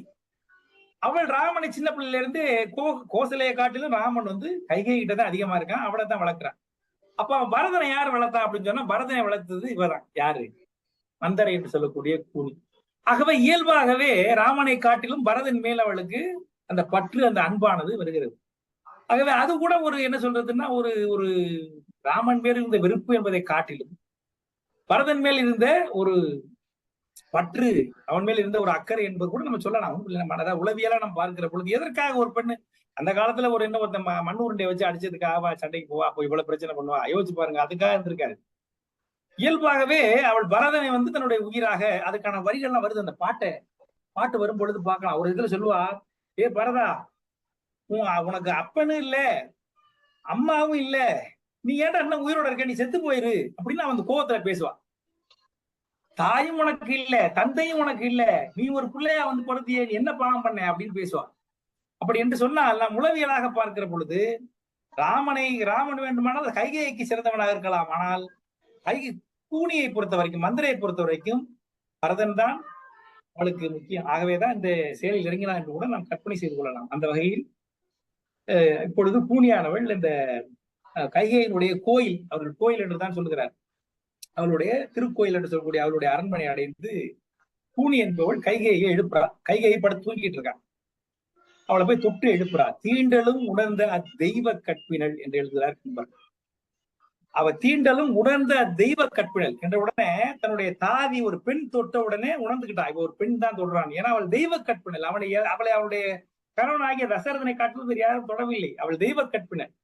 தீண்டலும் உணர்ந்த தெய்வ கற்பினல் நீண்ட கண் அனந்தரும் நீக்குகின்றனல். அவளை எழுப்பி அவ தன்னுடைய கருத்தை சொல்லுகிறாள். யாரு? மைந்தரையான சொல்ல ஆரம்பிக்கிறார். என்ன சொல்றான்னா, வானத்தில நிலா இருக்கு. அந்த நிலா நம்ம என்ன சொல்லுவோம், சந்திர கிரகணம் இல்லையா? அந்த சந்திர கிரகணம் படிக்கிற போது கேது என்று சொல்லக்கூடிய அந்த நாகமானது நிலாவை விழுங்க போகிறது.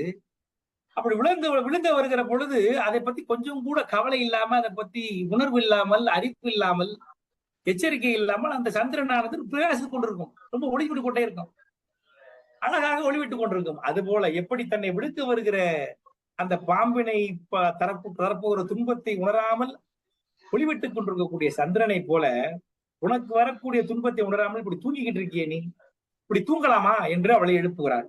யாரு? மந்தரை. பெரிய இடர் வரப்போகிறது அப்படின்னு சொன்ன உடனே கைகை எரிச்சிரு, எனக்கு என்னப்பா இடர் வரப்போகுது, வாட் ஆர் யூ டாக்கிங் அப்படின்னு கேட்கிறான். எனக்கு என்ன இடர்? தசரத சக்கரவர்த்தியினுடைய உள்ளங்கவர் நாயகினா, அற்புதமான குழந்தைகளை பெற்றவள் நான். அவன் சொல்றா பாருங்க. அதாவது இதுதான் சொன்ன கம்பராமாயணத்தினுடைய அந்த பாத்திர படைப்புகள், அவர்களுடைய உள்ள கிடக்கை உணர்வுகள் எப்படி கம்பர் கொடுக்கிறார் என்பது அதுல இருந்து நமக்கு பல்வேறு, நம்மளே அப்படியே நம்மளை பட்டதிட்டுற மாதிரி, நம்மளை தூய்மைப்படுத்துகிற மாதிரி அவருடைய அந்த பாடல்கள் எல்லாம் வருகிறது. இந்த சமயத்துல அவர் சொல்றா பாருங்க, வெவ்விடம் அணையவள் விளம்ப வேட்கணான். வெவ்விடம் அணையவள் விளம்ப, விடம் அந்த நஞ்சு போன்ற அந்த மந்தரை அவள் இதை சொல்ல, வேட்கணான் வேல் போன்ற கண்ணை உடைய அந்த யாரு கைகேயி என்ன சொல்லுகிறாள்? செவ்வடு சிலைக்கை என் சிறுவர் செவ்வியர் அவ்வவர் துறைகொரும் அறம் திறம்பலர் எவ்விடர் எனக்கு அடுப்பது ஈண்டு. என்னுடைய குழந்தைகள் சிறுவர் செவ்வியர், என்னுடைய சிறுவர்கள், என்னுடைய குழந்தைகள் நல்லவர்கள்.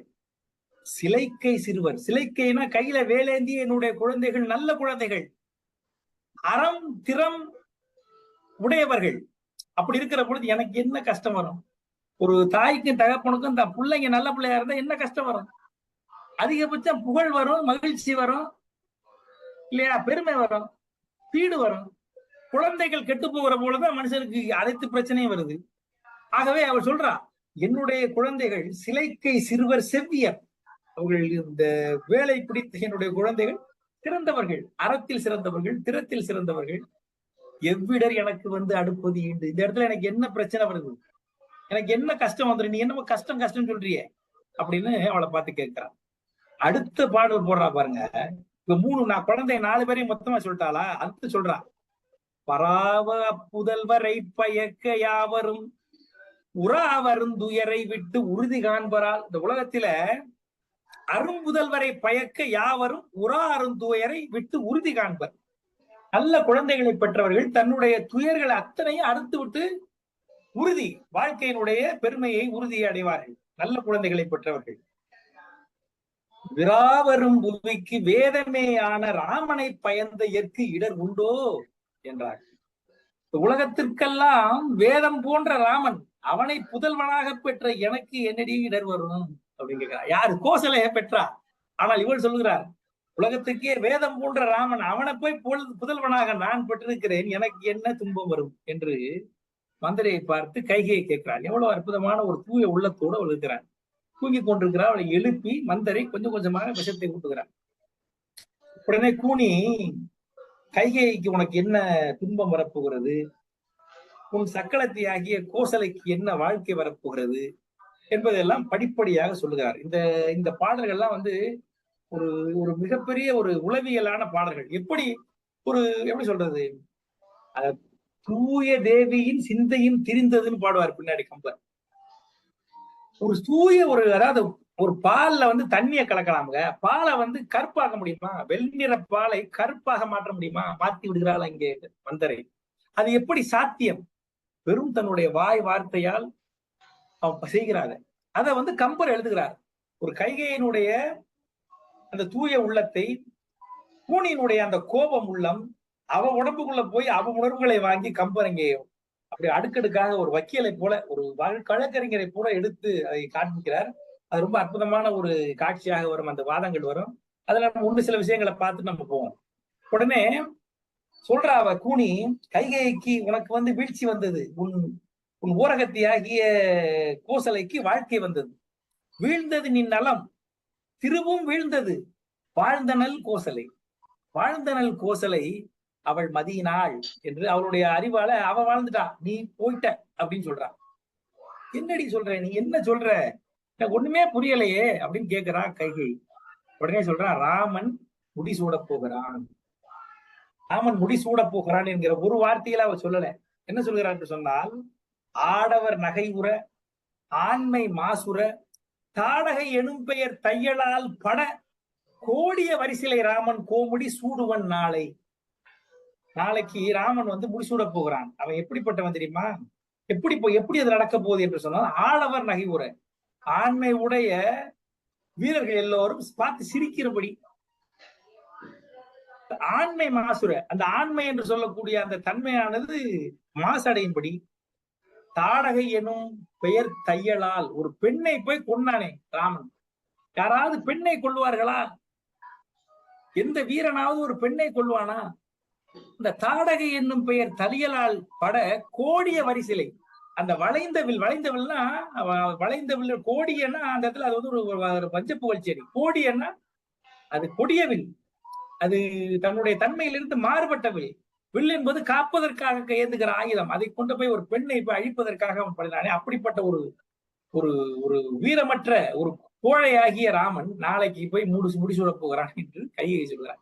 இதுவரைக்கும் நம்ம பார்த்த ராமனை அப்படியே மாத்தி போடுறாங்க. எப்படின்னு, தாடகை என்னும் பெயர் தையலால் அவள் பட, அவளை போய் கொன்றவன் ராமன். அவன் போய் நாளைக்கு மற்ற எல்லோரும் சிரிக்கிறபடி, ஆண்மை உடையவர்கள் சிரிக்கிறபடி, பரிகசிக்கும்படியாக நாளை முடிசூட போகிறான். இதுதான் நடக்க போகுது என்று கூனி சொல்லுகிறார். இதுல ஒரு சின்ன நயம் இருக்கு.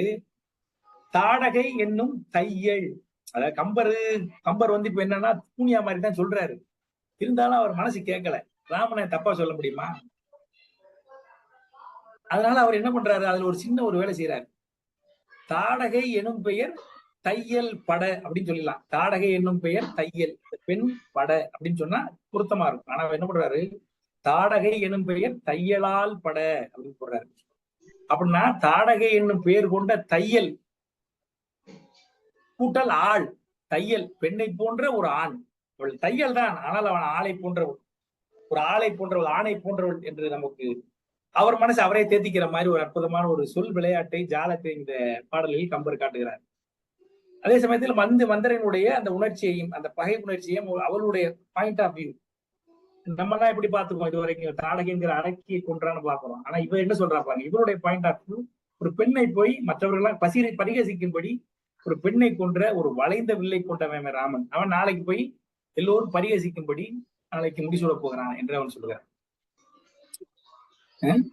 அதுக்கு ஒரு சில நெறிமுறைகள் இருக்கு, அதை போயிடலாம். உடனே இதை கேட்ட உடனே அவன் இவ பேசிய அந்த கெடுமொழிகள்லாம் கைகை வாரு காதுல போகவே இல்லை. நாளை ராமன் முடிசூட போகிறான் என்கிற அந்த ஒரு வார்த்தை மட்டும் தான் அவன் காதுல விழுது. விழுந்த உடனே அவளுக்கு சந்தோஷம், அவ்வளவு சந்தோஷம், மகிழ்ச்சி. ராமனுக்கு நாளைக்கு முடிசூட்ட போறாங்களா, அருமை அருமை அருமை சொல்லிட்டு உடனே என்ன பண்றா, தன்னுடைய மாலை, நவரத்ன மாலை எடுத்து அவளுக்கு கொடுக்குறான். யாரு கொடுக்குறா, நல்ல செய்தி கொடுத்த அப்படின்னு சொல்லிட்டு அவள்கிட்ட கொடுக்குறா. அதுக்கெல்லாம் பாடல் இருக்கு, நம்ம தாண்டி போயிடுவோம். அந்த மாலையை கொடுத்ததுக்கு பிறகு கூனி என்ன பண்றா, அந்த மாலையை தூக்கி வீசி எறிகிறான், தலையில அடிக்கிறான். அவ யாரு, ராணிக்கு பணிவிடை செய்யற ஒரு தாதி, தோழி, தாதி, வேலைக்காரி. தன்னுடைய ராணி தன்னுடைய மாலை கையில கொடுக்கறத வாங்கி என்ன பண்ணணும், ஐய கொடுத்து கூப்பிட்டு வாங்கிக்கணும். அவ எல்லாத்துக்கும் துணிஞ்சிட்டா. என்ன அதிகபட்சம் உயிர் தர போகும், ஆனா போனாலும் பரதனுக்கு நல்லது செய்யணும் அப்படின்ற முடிவு கொண்ட, ராமனுக்கு தீமை செய்யணும் என்ற முடிவு கொண்டாள். ஆகவே இந்த மாலையை வாங்கி ஓங்கி தரையில் வீசுகிறார். வீசி விட்டு கோபமா பேசுறார்.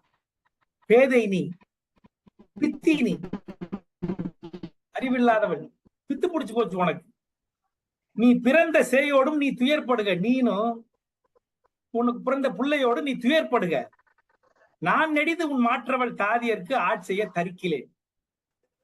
நீ வந்து ஒரு பைத்தியம், உனக்கு புத்தி இல்ல, நீனும் கஷ்டப்படும், உன் குழந்தையும் கஷ்டப்படும்.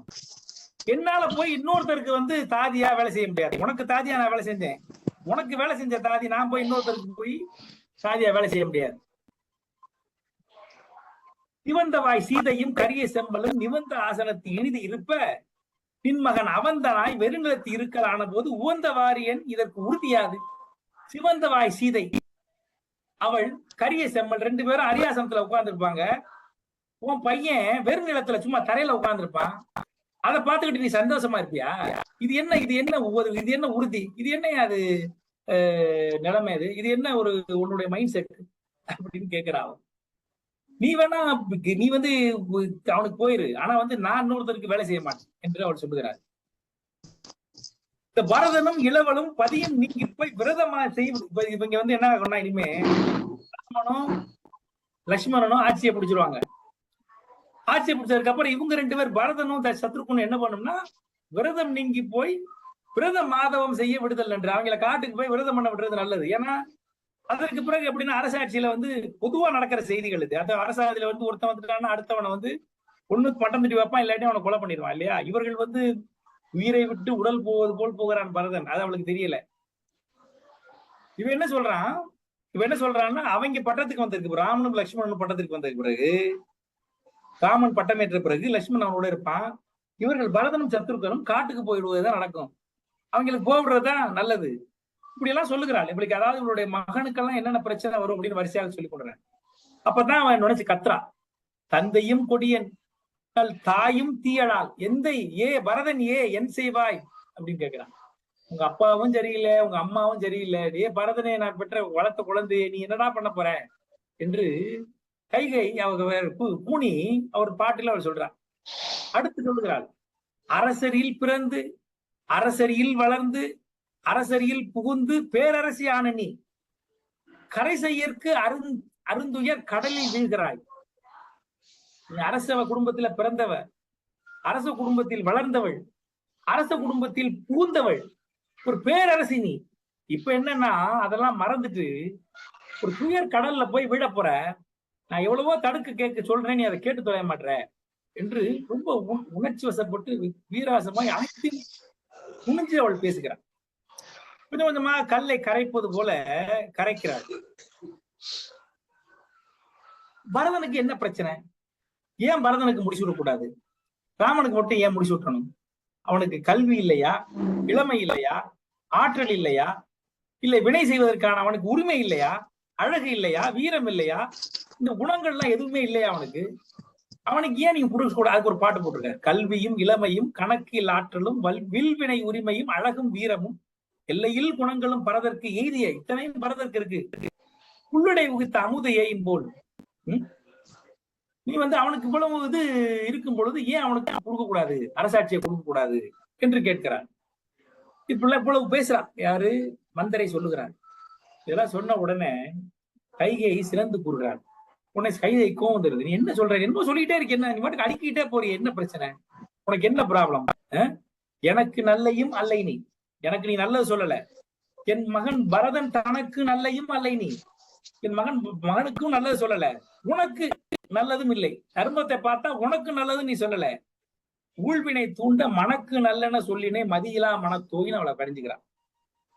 எனக்கு நீ நல்ல சொல்ல, மகனுக்கு நல்ல சொல்ல, உனக்கு பார்த்த தர்மத்தைப்படி பார்த்தா உனக்கும் நல்ல சொல்ல, ஊழ்வினை வந்து தூண்ட என்கிட்ட வந்து உன் மனசுல தூண்டதெல்லாம் என்கிட்ட சொல்லிட்டு இருக்க, சத்தம் போட்டு சொல்லாத, அரசு தண்டனை ஆகி போயிரும், வெட்டி கொண்டுருவாங்க உன்னை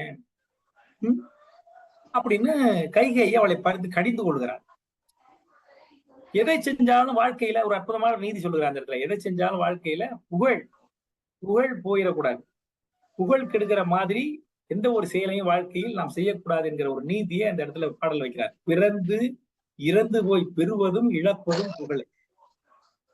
ஒரு மனுஷன் பிறக்கிறான், இறக்குறான், இந்த இடக்கு நடுவுல என்னடா வரவு செலவு, என்ன வரவு செலவு அப்படின்னு பார்த்தா நம்ம நினைக்கிறோம்னா 4 வீடு, ஒரு 50 நகை, கட்டடம், அதெல்லாம் கிடையாது. நம்ம இறந்ததுக்கு அப்புறம் அது யார் பேர்ல இருக்கும், அதெல்லாம் கிடையாது. இந்த பிறப்புக்கும் இறப்புக்கும் நடுவில் நமக்கு வரவு செலவுங்கிறது புகழ் தான். வரவுங்கிறது அடைந்து கொள்கிற புகழ், ஏற்றுட்டு போற புகழ். செலவுங்கிறது நீ இழந்து போற புகழ். அவ்வளவுதான். பிறப்பும் பிறந்து இறந்து போய் பெறுவதும் இழப்பதும் புகழே அப்படின்னு அற்புதமாக கைகேயி சொல்றார். அப்படிப்பட்ட புகழை நாம் இழந்து போகிற மாதிரி எந்த ஒரு காரியத்தையும் நம்ம பண்ணக்கூடாது. ஆகவே நீ இந்த மாதிரி செய்தியை சொல்லாத, நீ எனக்கு நல்லது சொல்ற நினைச்சு சொல்ற, ஆனா சொல்லாத, நீ என் தோழியாக இருப்பதால் உன் நாவை தண்டிக்காமல் விட்டேன், இந்த அரச தண்டனை ஆகியோடும் சத்தம் போட்டு யாருக்கும் சொல்லாத என்று கைகேயி மந்தரைக்கு புத்தி சொல்றான். இத இந்த ஒரு அற்புதமான காட்சியை அருணாச்சல கவிராயர் ஒரு நல்ல கீர்த்தனைகளா பாடியிருக்காரு. உங்களுக்கு தெரியும், நமக்கு நான் ரொம்ப லைக்கிற நிறைய பாடல்கள் அங்கனைக்கான சில செய்திகள். போனதுல கூட இந்த பரசுராமன் படத்துல கூட ராமனுக்கும் பரசுராமனுக்கும் நடக்கக்கூடிய வாதங்களை கூட கம்பர் சுருக்கமா சொல்லியிருப்பாரு. அருணாச்சல கவிராயர் ரொம்ப எளிமையாக ரொம்ப சுவையாக அந்த பாடல்ல சொல்லியிருப்பார். அதே மாதிரி இங்க ஒரு இடத்துல அற்புதமான ஒரு பாடல் இருக்கு. இந்த பாடல் ரொம்ப நிறைய பேரை போய் சேர்ந்த பாடல். ஏதோ ஒரு படத்துல அம்மா பானுமதி அம்மா படத்துல பாடி அதன் மூலமாக இந்த பாடல் புகழ்பெற்ற பாடல். அந்த பாட்டுல கைகையினுடைய மனநிலையை அருணாச்சல கைராயர் இங்க கொடுறாரு. இந்த இடத்துல சரியா அந்த பாட்டு பொருத்தமாக இருக்கும். ஏன்னா கைகை சொல்லிட்டு மந்தரை சொல்லிவிட்டா அவளுடைய எண்ணங்களை. அதற்கு கைகை மறுமொழி சொல்றா, அவளை கடிஞ்சுக்கிறா, நீ பண்றது தப்பு அப்படின்னு சொல்றா. அந்த சமயத்தில் இந்த பாடல் மிக பொருத்தமாக வரும்.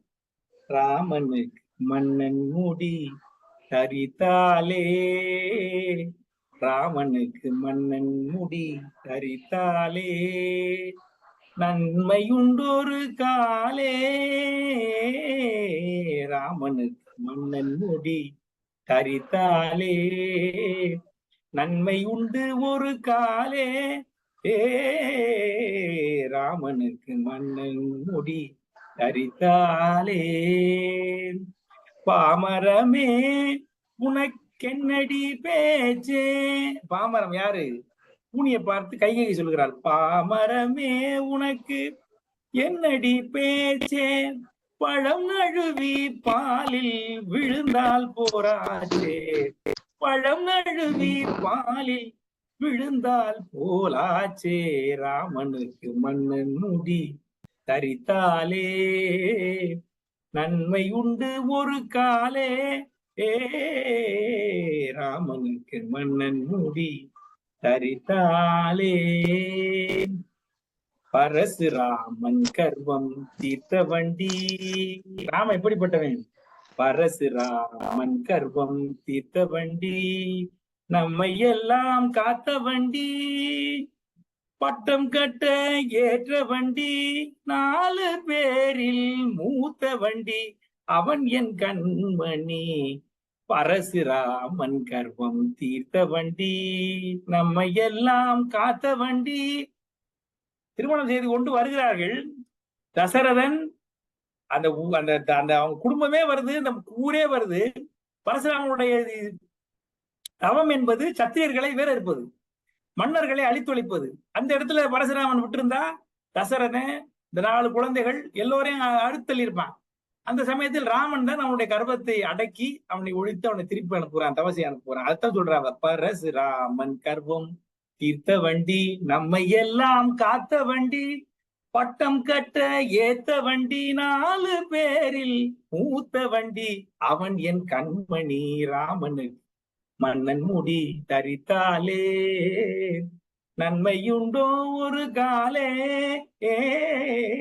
ராமனுக்கு மன்னன் முடி தரித்தாலே. பரதன் பட்டம் கட்டாவிட்டால் நட்டியோ, அவன் மட்டும் சர்க்கரை கட்டியோ, என் பிள்ளை ராமன் எட்டியோ. கைகை சொல்றா, அருணாச்சல கவியார் சொல்றாரு, பரதன் பட்டம் கட்டாவிட்டால் நஷ்டமா, அவன் சர்க்கரை கட்டியே என் ராமன் எட்டிக்காயா, நான் தான் என்ன மட்டியோ, வெட்டி போடுவேன் உன்னை, ராமனுக்கு மன்னன் முடி தரித்தாலே, நன்மையுண்டொரு காலே, ராமனுக்கு மன்னன் முடி தரித்தாலே. அப்படின்னு இந்த நிகழ்ச்சியில் இந்த தருணத்தில் கைகையினுடைய மனநிலையை அற்புதமாக அருணாச்சல கவிராயர் ராமநாடாய கீர்த்தனைகள்ல பாடியிருக்காரு. அப்படி அந்த நிலையில் இப்பொழுது கைகை இருக்கிறார். அவள் முழுமையாக தெரிந்து போகவில்லை. பால் இன்னமும் பாழாகத்தான் இருக்கிறது. மேற்கொண்டு மந்தரை பேச ஆரம்பிக்கிறான். என்ன பேசுறான்? இப்ப என்ன பேசுறான்னா, அவ காலில் விழுந்து பேசுறான். அவ காலில் விழுந்து கும்பிட்டுட்டு பேசுறான். என்ன சொல்லுகிறாள் என்று சொன்னால், இப்பதான் வக்கீல் மாதிரி ஒண்ணுனா எடுத்து வைக்கிறான். மூத்தவருக்கு அரசு உரிமை தான். இப்ப சொன்ன நீ 4 பேரில் மூத்த வேண்டின்னு சொன்னீ இல்லையா? மூத்தவனுக்கு தான் அரசு முறைனா, தசரதன் தானே இப்ப இருக்கிறதுல மூத்தவன். இப்ப இங்க இருக்கிறதுல யாரு? அப்பன் உயிரோட தானே இருக்கான். அப்பன் உயிரோட இருக்கும்போது தசரதன் தானே மூத்தவன். அவன் இருக்கும்போது இளையவனாகிய ராமனுக்கு எதுக்கு முடிச்சு விட்டணும்? அப்ப இளையவனாகிய ராமனுக்கு முடிசூட்ட வேண்டும் என்று சொன்னால் அது முறை, அது நேர்மைதான், அது முறைதான் என்று சொன்னால் பரதனுக்கு ஏன் முடிசூட்ட கூடாது? அவன் இளையவன் தானே. அப்படி ஒரு பாயிண்ட் வைக்கிறார்.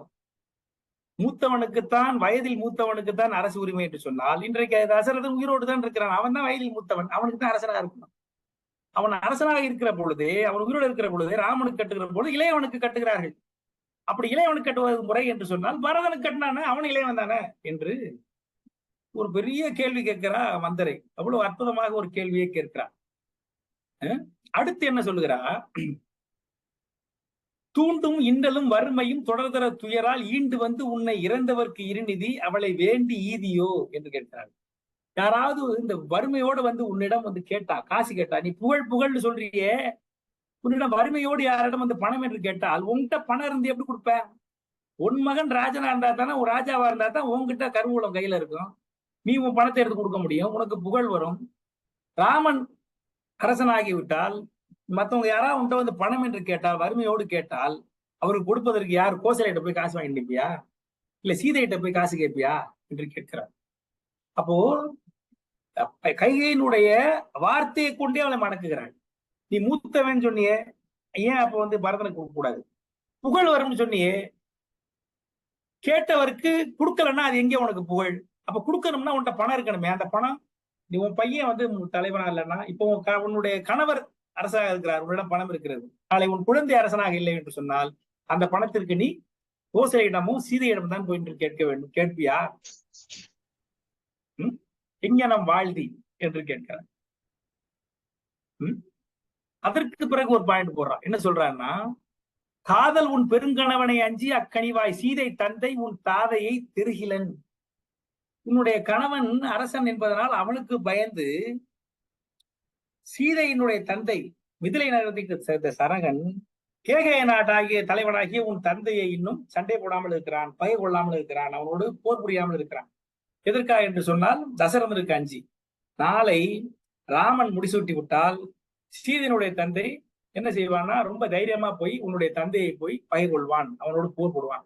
அப்போ அடுத்தடுத்த சிஸ்டர்கள் சண்டை போடுறது சகஜம் தானே. அப்போ வந்து அவர்களுக்கு 2 பேருக்கும் ஏற்கனவே பகை இருக்கிறது என்பது இல்லை தெரிகிறது. அதை சொல்லி இவனை மடக்கிறான். நாளைக்கு வந்து இங்கே உன் பிரச்சனை, உன்னுடைய நிலைமை தாழ்ந்து போகும் என்பது வேறு. உங்க அப்பாவும் கதை கந்தலாயிரம் இங்க. ஏனென்று சொன்னால் சீதை அரசியாகிவிட்டால் அவருடைய தந்தை வந்து ரொம்ப தைரியத்தோடு துணிச்சலோடு உன்னுடைய தந்தையை போய் சண்டை போட்டு அவனை ஒன்றுமில்லாமல் செய்து விடுவான் என்று தன்னுடைய தந்தையினுடைய குலத்தினுடைய அவளுக்கு ஏற்படக்கூடிய துன்பத்தை ஆராய்ந்து அவள் சொல்லுகிறாள். காதல் உன் பெருங்கணவனை அஞ்சி அக்கனிவாய் சீதை தந்தை உன் தாதையை தெரிகிலன். இன்னும் வந்து உன்னுடைய அப்பாவை அழிக்கலை ராமன். மாதுளன் அவன் நுந்தைக்கு வாழ்வு இனி உண்டோ, பேதை உன் துணை யார் உளர்? அதற்கு பிறகு உனக்கு யார் இருக்கிறா?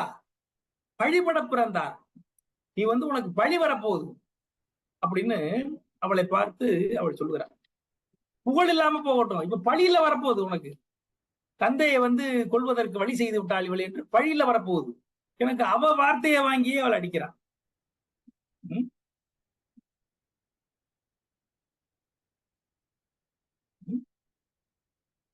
அடுத்து இன்னொன்னு சொல்றான். சரி, இன்னைக்கு நீ ராமனுக்கு கொடுத்துடுற. ராமனுக்கு கொடுத்ததற்கு பிறகு ராமனுடைய குழந்தைக்கு தானே அது போகும் அந்த அரசு. கொஞ்ச நாளைக்கு அப்புறம் ராமன் வந்து இல்ல பரதன் கொஞ்ச நாள் இருக்கட்டும், அப்படி நம்ம இந்த அரசாட்சி வருது இல்ல, இந்த வருஷம் அதிமுக, அடுத்த வாட்டி திமுக 5 வருஷம் இருக்கட்டும், அந்த மாதிரியா? ராமன் பிறகு அவனுக்கு குழந்தைக்கு தான் போகுமே தவிர பரதனுக்கு எந்த காலத்துல வரும்? எந்த காலத்திலயும் பரதனுக்கும் வராது, பரதனுடைய குழந்தைக்கு வராது அப்படின்னு அடுத்த ஒரு கருத்தை சொல்லுகிறான். இப்படி எல்லாம் சொல்லி அடுக்கடுக்காக சொல்லி அவருடைய மனதை மாற்றுகிறாள். தீய மந்தரை இவ்வுரை செப்பலும் தேவி தூய சிந்தையும் தீர்ந்ததுன்னு எழுதுறாரு கம்பர். தீய மந்தரை இவ்வுரை செப்பலும் இப்படி சொல்லவும் தேவி தூய சிந்தையும் திரிந்தது. இப்ப பால் திரிஞ்சிருச்சு. சூழ்ச்சியின் இமையோர் மாயையும் அவர் பெற்ற நல்வரம் உண்மையாலும் ஆய அந்தனர் இயற்றிய அருந்தவத்தால். இதற்கு என்ன காரணம்? அந்தவர்கள் செய்த அருந்தவம், அந்த தேவர்கள் செய்த மாயை, அவர்கள் செய்த சூழ்ச்சி, இதெல்லாம் காரணம். எல்லாம் சேர்ந்து தீய மந்தரையின் வடிவாக வாய் சொல்லாக வந்து தேவி, தூய தேவியினுடைய சிந்தை திரிந்து விட்டது என்று கம்பர் அவருடைய கூற்றாக. இப்ப வந்து பரது இப்போ வந்து மந்தரை யாரு கைகையை வந்து சுத்தமா கொலாப்ஸ் ஆயிட்டாரு. அவளுக்கு சிந்திக்கிற திறன் இல்லாம போச்சு. ஆஹா, இவ சொல்றது உண்மைதானே. நாளைக்கு வந்து தன்னுடைய குழந்தைக்கு பிரச்சனை, ரெண்டாவது தன்னுடைய தந்தைக்கு, தன் பிறந்த குடும்பத்துக்கும் பிரச்சனை. அப்படிங்கிற பொழுது அவ ராமன் என்கிற ஒரு மகன் அவன் நல்லவங்கிறது மட்டும் நம்பி எப்படி இருக்க முடியும்? நாளைக்கு நம்ம கண்ட்ரோல் நமக்குள்ள இருக்காதுங்கிற மாதிரி அவளுக்கு மனசு மாறி. உடனே இதான் ரொம்ப ரசிச்ச இடம்னா, இவ்வளவு நீதி சொல்ற கைகை உடனே அடுத்து அவ செல்லணும்ல. அடுத்து நான் சரி ஓகே, அவ வந்து அரசியாக பிறந்து அரசன் இல்லத்தில் வளர்ந்து அரசனுக்கு முடிசூடி அரசியாக வளர்ந்த பேரரசு. ராமனே கூட எதற்கு தசரதர் கொண்ட போய் கைகை கிட்ட விடுறான்னா, ராமன் வந்து அரசனாக வேண்டும். அப்ப அரசிக்கிட்ட வளர்ந்தாதான் அவன் அரசனாக வருவான் என்று சொல்லி அவள் அப்படிப்பட்ட அரசியாகிய இருக்கவள் அத்தனை சிந்தியக்கூடிய திறமுடைய கைகை இந்த இடத்துல இதான் பாருங்க ஒரு உளவியல். டோட்டலா கொலாப்ஸ் ஆயிடுறா அந்த இடத்துல. இன்னைக்கு அவளுக்கு அடுத்து சிந்திக்கவே தெரியல. அவளுக்கு என்ன ஒரு பயம் வந்துருது. ஆஹா போச்சு, நம்மிடம் இருந்து அத்தனையும் போய்விட போகிறது என்கிற பயம் வந்து இப்ப என்ன பண்றான்னா மந்தரை கிட்டே கேட்கிறா. சரி பரதன் முடிசூடுவதற்கு என்ன பண்ணலாம், பிளீஸ் சொல்லு, எனக்கு அட்வைஸ் பண்ணுன்னு கேட்கிறான். உளவியல் பாருங்க. நம்ம அப்படித்தான் சில சமயம் நமக்கு மூளையே வேலை செய்யாது. நம்ம ரொம்ப பயத்தில் வந்து நமக்கு மூளை வேலை செய்யாது. அதனால எப்பவுமே அவங்க அந்த அவளுடைய சிந்தை தெரிந்ததற்கு பிறகு கைகை பரதன் முடிசூட என்ன வழி என்று கூனியிடம் கேட்கிறார். அதற்கு பிறகு கூனி உபாயம் சொல்றான். என்ன சொல்றான்னா, தோடு இவர்ந்த தார் சம்பரன் தொலைவுற்ற வேலை ஆடல் வென்றியான் அருளிய வரம் அவை இரண்டும் கூடி. சம்பரன்கிற ஒரு ராஜா கூட சண்டை போடும் பொழுது நீ தசரதனுக்கு துணையாக இருந்தாய். அப்பொழுது அவன் வெற்றி பெறுவதற்கு உதவியாக இருந்தாய். அப்பொழுது தசரதன் ரொம்ப மகிழ்ந்து உனக்கு 2 வரம் தர்றேன், உனக்கு என்ன வேணும், உனக்கு 2 பிளாங்க் செக் தர்றேன், எவ்வளவு நாள் எழுதிக்கோங்கிறப்ப இப்ப வேண்டாம் நான் பின்னாடி வாங்கிக்கிறேன் அப்படின்னு நீ சொன்னியல்ல, அதை இப்பொழுது பயன்படுத்து என்று அவள் யோசனை சொல்லுவான். அவன் மறந்துடுறா, கங்கையை மறந்துட்டா, அவள் ஒண்ணுமே புரியல. அப்ப சமயத்தில் இந்த வரத்தை அவள் சொல்லுகிறார். தசரதர் வந்து யார் கேட்டாலும் கொடுக்குறவன். ஆகவே வந்து அவன் 2 வரத்தை கொடுத்து விடுகிறான். ஆகவே அப்ப மேற்கொண்ட இந்த 2 வரத்துல என்ன பண்ணணும்னு சொல்றான். 2 வரத்தினில் ஒன்றில் ராமன் வந்து காட்டுக்கு போகவும், இன்னொரு வரத்தில் பரதன் அரசாழவும் என்கிற பாடல் இருக்கிறது. அந்த பாடலை சொல்லி அப்படி ஒரு வரத்தை கேளு என்று அவளிடம் சொல்லி விடுகிறார். இப்படி சொன்ன உடனே கைகேயிக்கு வந்து இப்பதான் புத்தி தெரியும். ஓ சரி ஓகே, இப்படி ஒரு நிலைமை இருக்கா அப்படின்னு சொல்லிட்டு உடனே சொல்றா, கைகேயின் ஓகை இறைத்த வேலை சூழ் உலகம் என் ஒரு மகட்கு ஈந்தாய். இறைத்த வேலை முழங்கி கொண்டிருக்க கூட கடலை உடைய அந்த உலகத்தை என்னுடைய ஒரு பிள்ளை யாரு, இப்ப வந்து ராமன் அவ பிள்ளை இல்லை, 4 பிள்ளைகள் இல்லை. இந்த அந்த அத்தியாயம், அதாவது இந்த படலத்தினுடைய ஆரம்பத்தில் என்ன சொல்லுகிறா, சிலை கொடு சிறுவர் செவ்வியர் 4 வேலை கையில் கொண்ட, அதாவது வில்லை கையில் கொண்ட செவ்விய மனிதர்களாகிய சிறுவர்களாகிய என்னுடைய குழந்தைகள் 4 பேரை பற்ற எனக்கு என்னடி குறை அப்படின்னு ஆரம்பிக்கிற கைகை இப்ப சொல்ற அந்த படலம் முடிகிற பொழுது, இறைத்த வேலை சூழ் உலகம் என் ஒரு மகற்கு ஈந்தாய். இந்த அலைகடலை இறைத்துக் கொண்டே இருக்கக்கூடிய, அதை இறைந்து கொண்டே இருக்கக்கூடிய, கத்திக்கொண்டே இருக்கக்கூடிய அந்த அலைகளை வைத்து கத்திக்கொண்டே இருக்கக்கூடிய அந்த கடல் சூழ்ந்த இந்த உலகத்தை என்னுடைய ஒரு மகற்கு ஈந்தாய். என் ஒரு பிள்ளை, இப்ப 4 பிள்ளை இல்ல, இப்ப ஒரு பிள்ளை ஈந்தாய். தரைக்கு நாயகன் தாய் இனி நீ. இனிமே என் பிள்ளைக்கு அம்மா நீதான், நானா இல்ல, நீ தான் அம்மா, நீ தான் வந்து என் பிள்ளைக்கு வந்து இந்த நாடு கிடைப்பதற்கு ஒரு வழி சொன்னாய் என்று அவளை கட்டி தொழில் கொள்கிறார். இப்படி மந்திரையினுடைய சூழ்ச்சி படலமானது அவளுடைய எண்ணம் நிறைவேறுகிற வகையில் வந்துவிட்டது. இப்பொழுது அடுத்த படலம், கடைசி படலம், சீக்கிரம் முடிச்சிடுறேன். கைகேயி சூழ்விலை படலம். இதுல 115 பாடல்கள் இருக்கிறது. ஐயா கபிலன் ஐயா சொன்ன மாதிரி ரொம்ப சீக்கிரம் போயிடுவோம். அதாவது இந்த படலத்தில் வந்து கைகேயி வந்து தன்னுடைய உள்ள கிடக்கையை நிறைவேற்றிக் கொள்ளுகிறார். அவ வந்து என்ன பண்றான்னா, உடனே தன்னுடைய அலங்காரம் மூலத்தையும் அழிச்சுக்கிறான். தன்னுடைய அலங்காரம் முழுவதையும் அழைத்துக் கொண்டு பூ உதிர்ந்த ஒரு கொம்பு என புவிமிசை புரண்டாள்னு எழுதுறாரு கம்பர். அதாவது நீங்க கற்பனை பண்ணி பாருங்க, ஒரு மரத்துல முழுமையா பூக்களாக இருக்கிறது, எவ்வளவு அழகாக இருக்கும். எல்லா பூவையும் உடுத்து விட்டா அந்த கம்பு வெறும் கொம்பு மட்டும் இருந்தா எப்படி இருக்கும்? அப்படி பூ உதிர்த்த கொம்பு என புவிமிசை புரண்டாள். தரையில கிடக்கிறான். அஞ்சலிலேயே படுத்துக்கக்கூடிய அந்த கைகை தரையில் கிடக்கிறாள்.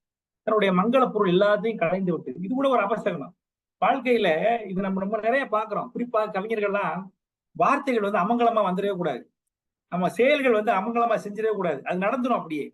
இதை வந்து இந்த பத்திரில பாருங்க, தன்னுடைய மங்கள பொருள் எல்லாம் தன்னுடைய முடிய வந்து குழலை வைத்துக் கொள்கிறாள், கையுள்ள வளைவி எல்லாம் கழட்டிக்கிறா, குங்குமத்தை அழிச்சுக்கிட்டா, தன்னுடைய என்ன சொல்றது அந்த நகையெல்லாம் புடிச்சு வீசுறா. அப்படின்னா இதெல்லாம் எப்ப பண்ணுவாங்க? அமங்கலம் ஆகிற பொழுதுதான் எல்லாம் செய்வார்கள். அதை இப்பொழுதே செய்து கொள்கிறாள். பின்னாடி அடுத்த படலத்தில் அதை நடந்து விடுகிறது, அது வேற பிரச்சனை. ஆக ஒரு பூ உதிர்ந்த ஒரு கொம்பை போல் தரையில் கிடந்து புரள்கிறாள் யாரு? கைகை. இது தெரியாம தசரதன் நேரா கைகை வீட்டுக்கு வர்றார். இது ஒரு பெரிய இது. தசரதன் வந்து என்ன பண்ணணும், ராமனுக்கு முடிச்சிட்டு விடலான்னா அவளை பெத்த கோசலை வீட்டுக்கு தானே முதல்ல போகணும். அவன் பாருங்க நேரா கைகை வீட்டுக்கு வருகிறான். ஏனென்று சொன்னால் ராமனை வளர்த்தவள் கைகையே ஆக மகிழ்வாள் என்று சொல்லி ராமன் தசரதன் நேர கைகை வீட்டுக்கு வரான். வந்த உடனே தரையில படுத்து பூங்கொடி மாதிரி கிடக்கிற கைகையை கையில தூக்கி எடுக்கிறான். எடுத்து உனக்கு என்ன பிரச்சனை என்று கேட்கிறான். என்ன கேட்டாலும் உனக்கு தர்றேன், எனக்கு என்ன இருக்குன்னு. கைகை உடனே எனக்கு 2 வரம் தரணுமே, நீங்க தரீங்களா அப்படின்னு கேட்கிறான். நீ என்ன கேட்டாலும் தர்றேன், உள்ளம் உவந்துள்ள செய்வேன், ஒன்றும் லோபேன். என்ன கேட்கிறியோ உன் மனசு வந்து சந்தோஷப்படுற மாதிரி எல்லாம் செய்வேன், உன்னை தட்டியா விட்டுற மாட்டேன். வள்ளல் ராமன் உன் மைந்தன் ஆணைங்கிறான். ராமன் வந்து உன் மைந்தன் ராமன் மேல் ஆணை என்று அடிதையிட்டு சொல்கிறான். நீ என்ன வேணாலும் கேளு, உனக்கு தர்றேன். ஏன்னா என் மனசு அவ்வளவு சந்தோஷமா இருக்கு, என்ன நினைச்சு நடக்க போகுது. உடனே அவர் 2 வரம் கேட்கிறான். ஏய வரங்கள் 2 ஒன்றினால் என் சேய் அரசு ஆழ்வது, சீதை கேள்வன் ஒன்றால் போய் வனம் ஆழ்வது என்று புகழ்ந்தால் தீயவை யாவினும் சிறந்த தீயாள்னு எழுதுறார் கம்பர். 2 வரங்களில் ஒன்றினால் என் சேய் அரசாள்வது, என்னுடைய குழந்தை ராமன் பரதன் அரசாள்வது. இன்னொரு குழந்தை ராமன் சொல்லல, என்ன சொல்றான்? சீதை கேள்வன் ஒன்றால் போய் வனம் ஆழ்வது என்று. என்னுடைய குழந்தை அரசாளனும், சீதையினுடைய புருஷன் ராமன் இருக்கானே, சீதை கல்யாணம் பண்ண ராமன் இருக்கான் பாருங்க, அவனை போய் காட்ட ஆளணும். இந்த 2 வரை எனக்கு கொடு என்று கேட்கிறார். யாரு இத கேட்கறது? கம்பருக்கே பொறுக்க முடியல. என்னடா இப்படி பேசுறாவ அப்படின்னு அவர் தான் பேசுறாரு. என்னையா இப்படி பேசுறா, சீதை கல்வன் சொல்றானே, என் மைந்தன் என் கண்மணின்னு சொன்னவன். தீயவை யாவினும் சிறந்த தீயாளுங்கிறான். தீயவையில சிறந்தவ யாருப்பா? என்ன சொல்லுவாங்க இல்ல இந்த மாதிரி, இப்ப இவன் வந்து முட்டாளே சிறந்த முட்டாள்றான். அந்த மாதிரி தீயவை யாவினும் சிறந்த தீயாளாக மாறிவிட்டான். தூய தேவியின் சிந்தை திரிந்தது. அங்க பாருங்க, அவன் மனசு சிரிந்தது கூட அவரு மன்னிச்சிடறாரு. ஆனா அவளுடைய வார்த்தை பாருங்க, எப்படி வார்த்தையை சுட்ட உடனே கம்பருக்கு கோபம் வந்துருது. உடனே சொல்றாரு, தீயவை யாவினும் சிறந்த தீயாள் என்று அவளை வர்ணிக்கிறார் கம்பர். ஆகவே சொல்லுல வந்து நம்ம ரொம்ப ஜாக்கிரதையா இருக்கணும். சொல்லால் சுடுவேன், சொல்லால் நம்ம வார்த்தையை சொல்லிட்டோம்னா எவ்வளவு கெடுதல், நமக்கு எவ்வளவு கெட்ட பேர் வந்துடும் அப்படிங்கிறதுக்கு இந்த பாடல் ஒரு எடுத்துக்காட்டும். ஏய வரங்கள் 2 ஒன்றினால் என் சேய் அரசாள்வது, சீதை கேள்வன் ஒன்றால் போய் வனம் ஆழ்வது என்று புகழ்கின்றால் தீயவையாவினும் சிறந்த தீயாள் என்று இந்த பாடலை பாடுகிறார். இதை கேட்ட உடனே தசரத நிலைமை என்ன ஆயிருக்கும்? அது அவ்வளவு சந்தோஷம். ஒருத்தர் என்ன பண்ணானா, என்னன்னா கையில் நிறைய தங்கம்னு வாங்கிட்டு வந்திருக்கான். இங்க இருந்து வாங்கிட்டு வர்றவன் கடைசியில பார்த்தா அது ஐஸ் கட்டி கடைசியில எல்லாம் காணாம போனா எப்படி இருக்குமோ அந்த மாதிரி அவன் ராமனுக்கு முடிச்சுட்டு எல்லாம் ஏற்பாடு பண்ணிட்டு வசிஷ்டன்ட்ட சொல்லிட்டு நீ எல்லாம் அட்வைஸ் பண்ணு அப்படிலாம் சொல்லிட்டு எல்லாத்தையும் ரெடி பண்ணிட்டு மக்கள் எல்லாம் மகளை வச்சுட்டு இங்க வீட்டுக்கு வந்தான்னா, இங்க வந்து அவ ஒண்ணுமே இல்லாத மாதிரி பண்ணுகிற பொழுது அவளுக்கு எப்படி இருக்கும்? நாகம் என்னும் குடியால் தன் நாவின் இந்த சோகம் விடம் தொடர வேகம் அடங்கிய வேடம் எனக்கு வேண்டாம். ஒரு நாகம் வந்து எல்லா விஷத்தையும் ஒன்னா சேர்த்து புட்டினதுக்கு அப்புறம் தன்னுடைய வேகம் அவிழ்ந்து விழக்கூடிய ஒரு யானையை போல படாத விழுந்தானா தசரதன். அவனால் தாங்க முடியவில்லை, அவனை நம்பவும் முடியல. என்ன நடக்குது இங்க? வெந்து கொல்லன் ஊது உலையில் கனல் என வெய்து உயர்த்தான். வேதனை முற்றிட வெந்து கொல்லன் ஊது உலையில் கனல். கொல்லன்ல வந்து ஊதக்கூடிய உலையில இந்த நெருப்பு பட்டா எப்படி துன்பப்படுவானோ அது போல அவன் துன்பப்பட்டான். பாட்ட உடனே கைகையை அவளை பார்த்து அரைக்கி மாதிரி இருக்கா, மனசே கல்லாயிடுச்சு அவளுக்கு. ஒண்ணுமே பண்ணல, புருஷனை பார்த்து எந்த கவலையும் பண்ணல. அதாவது சம்பரன் கூட நடக்கிற போரில் தன் கணவன் வீர புராணத்தில் தன் உயிரை பணயம் வைத்து அவனை காப்பாற்றி வரங்களை பெற்ற கைகை தன்னுடைய கணவன் துடிப்பதை கண்டு பதறாமல் மனம் கல்லாக வைத்துக் கொண்டு அங்கே நிற்கிறார். தசரதன் உடனே கிடைக்கிறான். என்ன நீ சொல்ற? நீ திசைத்தது உண்டோ? யாரும் உனக்கு வந்து பொய்யா சொல்லி உன் மனசை திருப்பிட்டாங்களா? உன்னை யாரும் திருத்திட்டாங்களா? உன்னை யாரும் உன்னை வந்து திரித்து உன்னை மனதை மாற்றி விட்டார்களா? சொல்லு, அவர்களை நான் கொலை பண்ணிடுறேன் அப்படின்னு அவனை நம்ப முடியவில்லை என்று தசரதன் அவனை பார்த்து கேட்கிறான். இப்ப சொல்றான், என்ன சொல்றான்னா, என் மேல ஆணை, முன்னாடி தசரதர் ராமன் மேல ஆணைன்னு சொன்னவன் என் மேல ஆணை, நீ சொல்லு, உனக்கு வேண்டதை செய்யறேன், அவங்கள ஒரு வழி பண்ணிடுறேன், என் மேல ஆணை அப்படின்னு சொல்றான். இப்படி சொன்னதற்கு பிறகு கைகேயி அவளும் சொல்ல, இசைத்ததும் இல்லை, எனக்கு தீயோர் இசைத்ததும் இல்லை, எனக்கு யாரும் சொல்லல, நான் ஒன்னும் மனசெல்லாம் ஒன்னும் திடீர்னு எனக்கு ஒன்னும் பைத்தியம்லாம் ஒன்னும் ஆகல, எனக்கு யாரும் தீய விஷயங்கள் யாரும் சொல்லவும் இல்லை. முன் ஈந்த இவ்வரங்கள் உசைப்பரியோ இனி தரின் இன்று கொள்வன் அன்றேல் வசைத்திறன் என் வை நிற்க மால்வேன். நீ அந்த கொடுத்த வரத்தை இன்னைக்கு நீ கொடுத்தியன்னா இருப்பேன், அப்படி இல்லைன்னா நான் செத்து போயிருவேன். ஆனா உனக்கு அந்த வசை, அந்த இழிவு, அந்த பழி உன் மேல இருக்கிற மாதிரி பண்ணிட்டு நான் செத்து போயிருவேன். நீ அந்த கொடுத்த 2 வரமும் எனக்கு கொடுத்தால் இருப்பேன், வாங்கிக்குவேன். அப்படி இல்லைன்னா வசைத்திறன் என் வயின் நிற்க, வசை பழி, உலகம் பழிக்கிற அந்த பழிச்சொல் உண்மையில் நிற்க மாழ்வேன், நான் இறந்து போவேன் என்று மிரட்டுகிறார். அந்த அளவிற்கு அவள் மாறிவிட்டாள். மாறியதற்கு பிறகு தசரதன் புரிஞ்சு போச்சு அவனுக்கு, மனைவியை பத்தி தெரியும் இல்லையா, இனிமே அவளை மாத்த முடியாதுன்னு சொல்லிட்டு அடுத்து என்ன பண்றான்னா, அவளை வேண்டியாவது கேட்டுக்கிறது அப்படின்னா அவ காலில் விழுந்துறான் தசரதன். அவளுடைய காலில் யாசித்தாவது அவளுடைய மனதை மாற்றி விடுவோம் என்று சொல்லி கைகையினுடைய காலில் விழுகிறான். காலில் விழுந்து ஒண்ணு கேட்கிறான். என்ன கேட்கிறான்னா, அவன் சொல்றான், கொள்ளான் நின் சே இவ்வரசு, நீ கொடுத்தாலும் பரதன் இந்த அரசத்தை வாங்கிக்க மாட்டான். அண்ணான் கொண்டாலும் நல்லாது இந்நானிலம், அவன் அந்த அரசை வாங்கி கொண்டாலும் இந்த உலகம் அதை ஏற்காது. உள்ளார் எல்லாம் ஓத உவக்கும் புகழ் கொள்ளாய், நீ இந்த உலகத்தில் உள்ள எல்லாரும் உன்னை புகழ்கிற மாதிரி நிலையை அடைய மாட்டாய், இகழ்கிற மாதிரி நிலையை நீ அடைந்து கொள்வாய். ஆகவே இதை அடைந்து நீ என்ன பயன் என்று அவனை கேட்கிறான் கைகையை. அதாவது நீ கொடுத்தாலும் உனக்கு உன் மயனை பத்தி தெரியல, பரதனை பத்தி தெரியவில்லை, நீ இதை என்னிடம் வாங்கி பரதனை கொடுத்தாலும் அவன் கொள்ளான், அவன் கொண்டாலும் கூட இந்த உலகத்தில் உள்ளவர்கள் யாரும் நானிலம் அதை ஏற்காது, நல்லாது இந்த நானிலம். இந்த உலகத்தில் உள்ளார் எல்லோரும் ஓத உன்னை படிச்சொல் சொல்லி ஓதுகிற மாதிரி இந்த ஒரு செயலை நீ ஏன் செய்கிறாய், என்ன பிறப்புகிறாய் இதை என்று அவளுக்கு சொல்லுகிறான். சொன்ன உடனே அவன் சொல்றா, உடனே டக்குன்னு அவன் சொல்றா, அவன் எதுவுமே கேட்கிற மாதிரி அவன் சொல்றா, முன்னே தந்தா இவ்வரம், அவன் அதிலே இருக்கா, 2 வரம் கொடுத்த, முன்னே தந்தா இவ்வரம் நல்காய் முனிவாயில் என்னே மன்னா யார் உலர் வாய்மைக்கு இனி, நீ என்ன ராஜா, பெரிய ராஜா, வாய்மைக்கு மன்னன்னு சொல்லிட்டு இருந்தியே, நீ கொடுத்த 2 வரத்தை கொடுக்காம நீ இப்படி பேசிக்கிட்டே இருந்தியன்னா நீ என்ன ராஜா, என்னே மன்னா, வாய்மைக்கு நீ என்ன பேரு, நீ என்ன வாய்மைக்கு ஒரு எடுத்துக்காட்டுன்னு உன்னால சொல்ல முடியுமா, உன்னை யாரும் சொல்ல முடியுமா அப்படின்னு அவ கோபமா பேசுறான். பேச உடனே அதுக்கப்புறம் இவன் ஒன்னும் புரியல, சரி இனிமே ஒரு வேலைக்கு ஆகாதுன்னு சொல்லிட்டு உடனே என்ன பண்றாரு, ஒரே ஒரு ரிக்வஸ்ட், ஒரே ஒரு வேண்டுகோள் அப்படின்னு வைக்கிறார். என்னன்னா, தின்மகன் ஆழ்வான், அதாவது கம்பர் விளையாடுறாரு பாருங்க. இப்ப பரதன்னு சொல்லல, நின்மகன் சொல்றார், நின்மகன் ஆழ்வான், நீ இனிது ஆழ்வாய், இன்னும் நல்லா வாழ்ந்துக்க, நிலமெல்லாம் உன் பயமே ஆதி ஆளுதி தந்தேன் உரை குன்றேன், உன் மகன் ஆழ்வான், நீனு ஆண்டுக்க, நிலமெல்லாம் உங்களுக்கே நான் சொல்லிட்டேன், எழுதி தந்துடுறேன், உரை குன்றேன், என்னுடைய வார்த்தையை மாற மாட்டேன், என் மகன், என் கண், என் உயிர், எல்லா உயிரிற்கும் நன்மகன், இந்த நாடு இரவாமை நய அப்படின்னு கூப்பிடுறார்.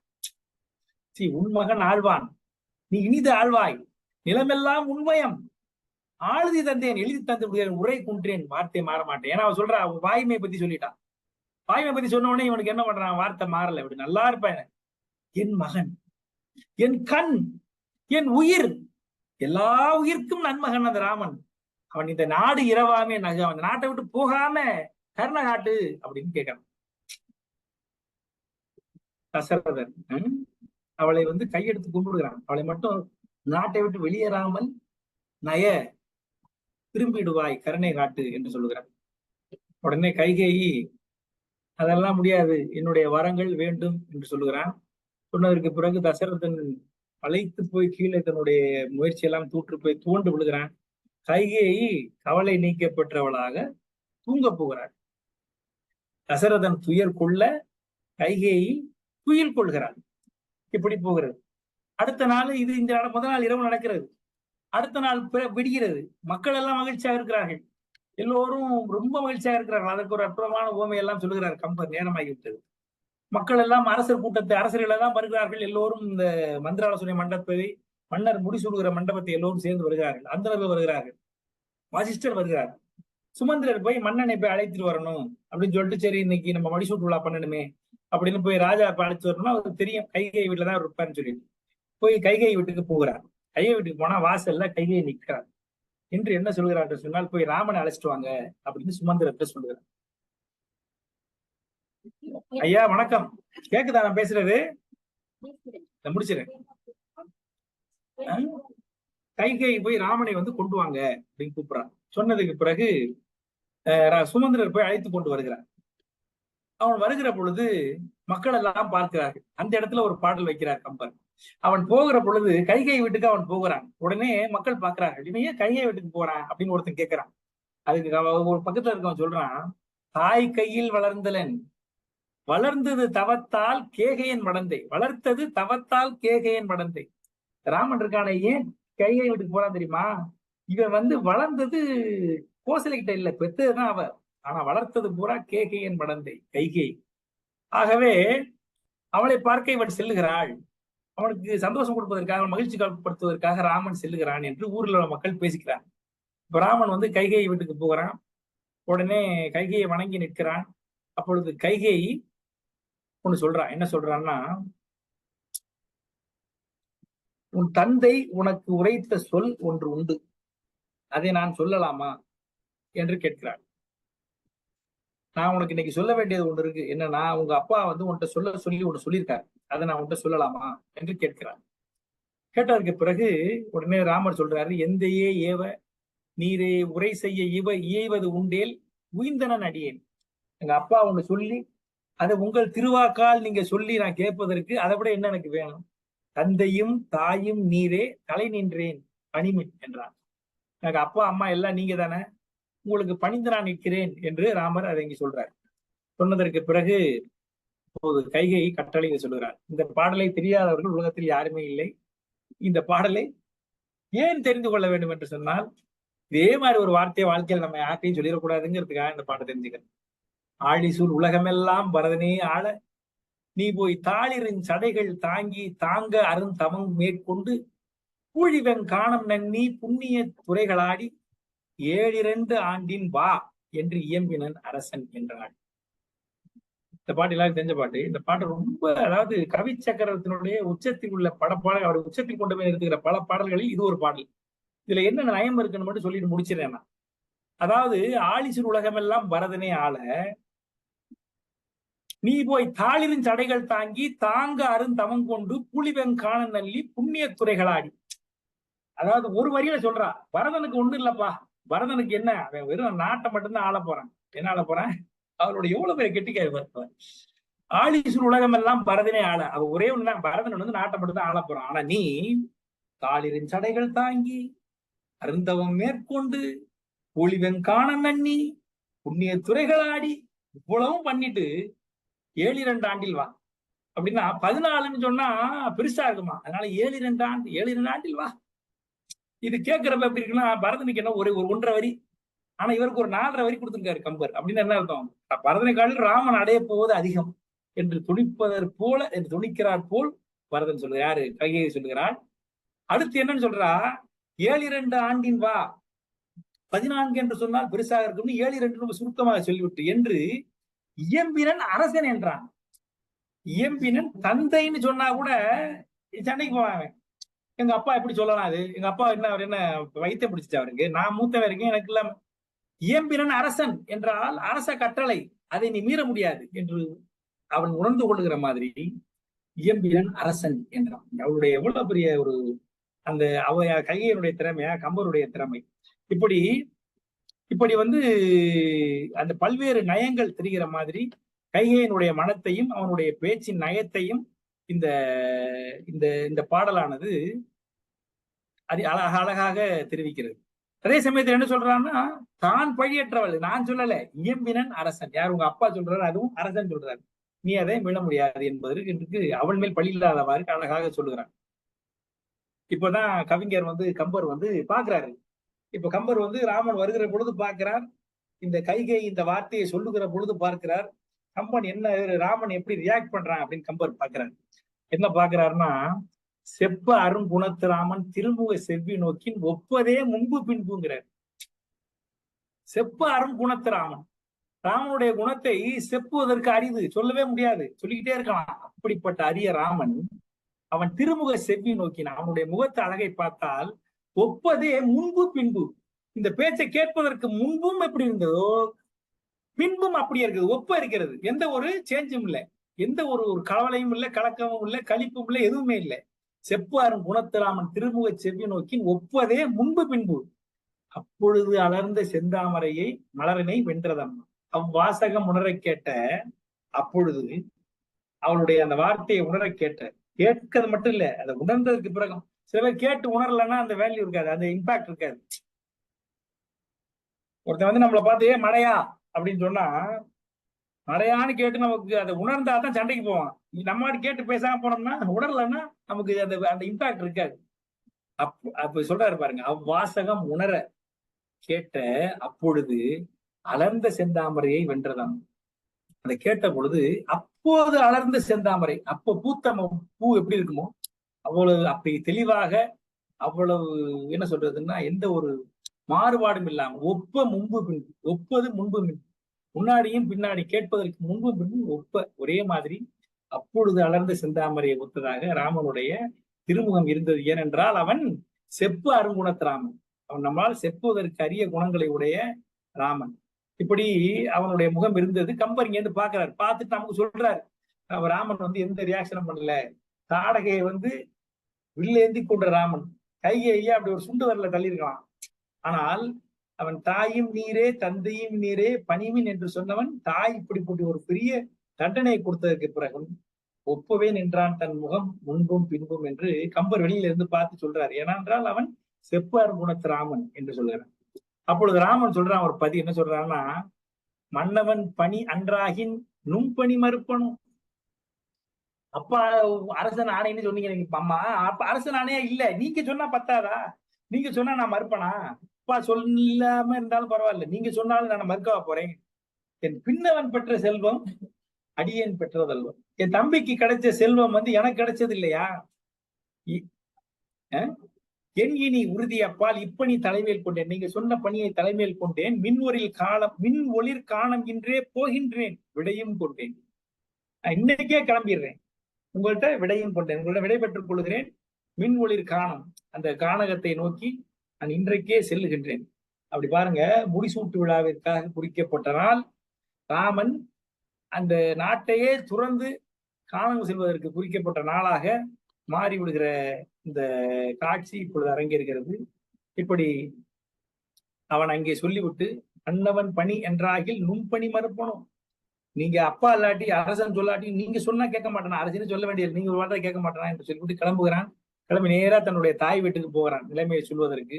இதோடு கைகையினுடைய சூழ்ச்சி படலம் அத்தனை படலமும் முடிகிறது. நாம் இன்னைக்கு பேசவிருந்த அந்த 3 படலங்களும் இப்பொழுது மிக சிறப்பாக நிறைவு பெறுகின்றது. பெரியவர்களே, அயோத்தி காண்டத்தில் இந்த கதையானது சூடு பிடிக்க ஆரம்பிக்கிறது. இதுவரை எந்த ஒரு இடைஞ்சலும் சிக்கலும் சிரமங்களும் இல்லாமல் போன கதை இப்பொழுது கூனியினுடைய வருகையால் சற்று திசை மாற்றம் அடைகிறது, திருப்புமுனை நேர்கிறது. அந்த படலங்களை, அந்த 3 படலங்களை கம்பனுடைய அற்புதமான பாடல்களின் வாயிலாகவும் அவருடைய அழகான ஊமைகளின் வாயிலாகவும் அவர் சொல்லுகிற அரிய நீதி கருத்துக்கள் வாயிலாகவும், அப்படி தன்னுடைய பாத்திரங்களுடைய உள்ள கிடக்கையை அவர்கள் வெவ்வேறு அடுக்கு வாதங்களாக வைத்து அவர்களுடைய உள்ள உணர்ச்சிகளை உணர்த்துகிற அந்த அந்த ஒரு முறைமையிலும் நாம் பல்வேறு செய்திகளை அறிந்து கொண்டோம். அந்த வகையில் அடுத்த நிகழ்வில் அடுத்த 3 படலங்களை நாம் பார்ப்போம் என்று சொல்லி இதுகாலம் சிறியனுடைய உரையையும் செவிமடுத்து அருள் கூர்ந்த உங்களுக்கு நன்றி.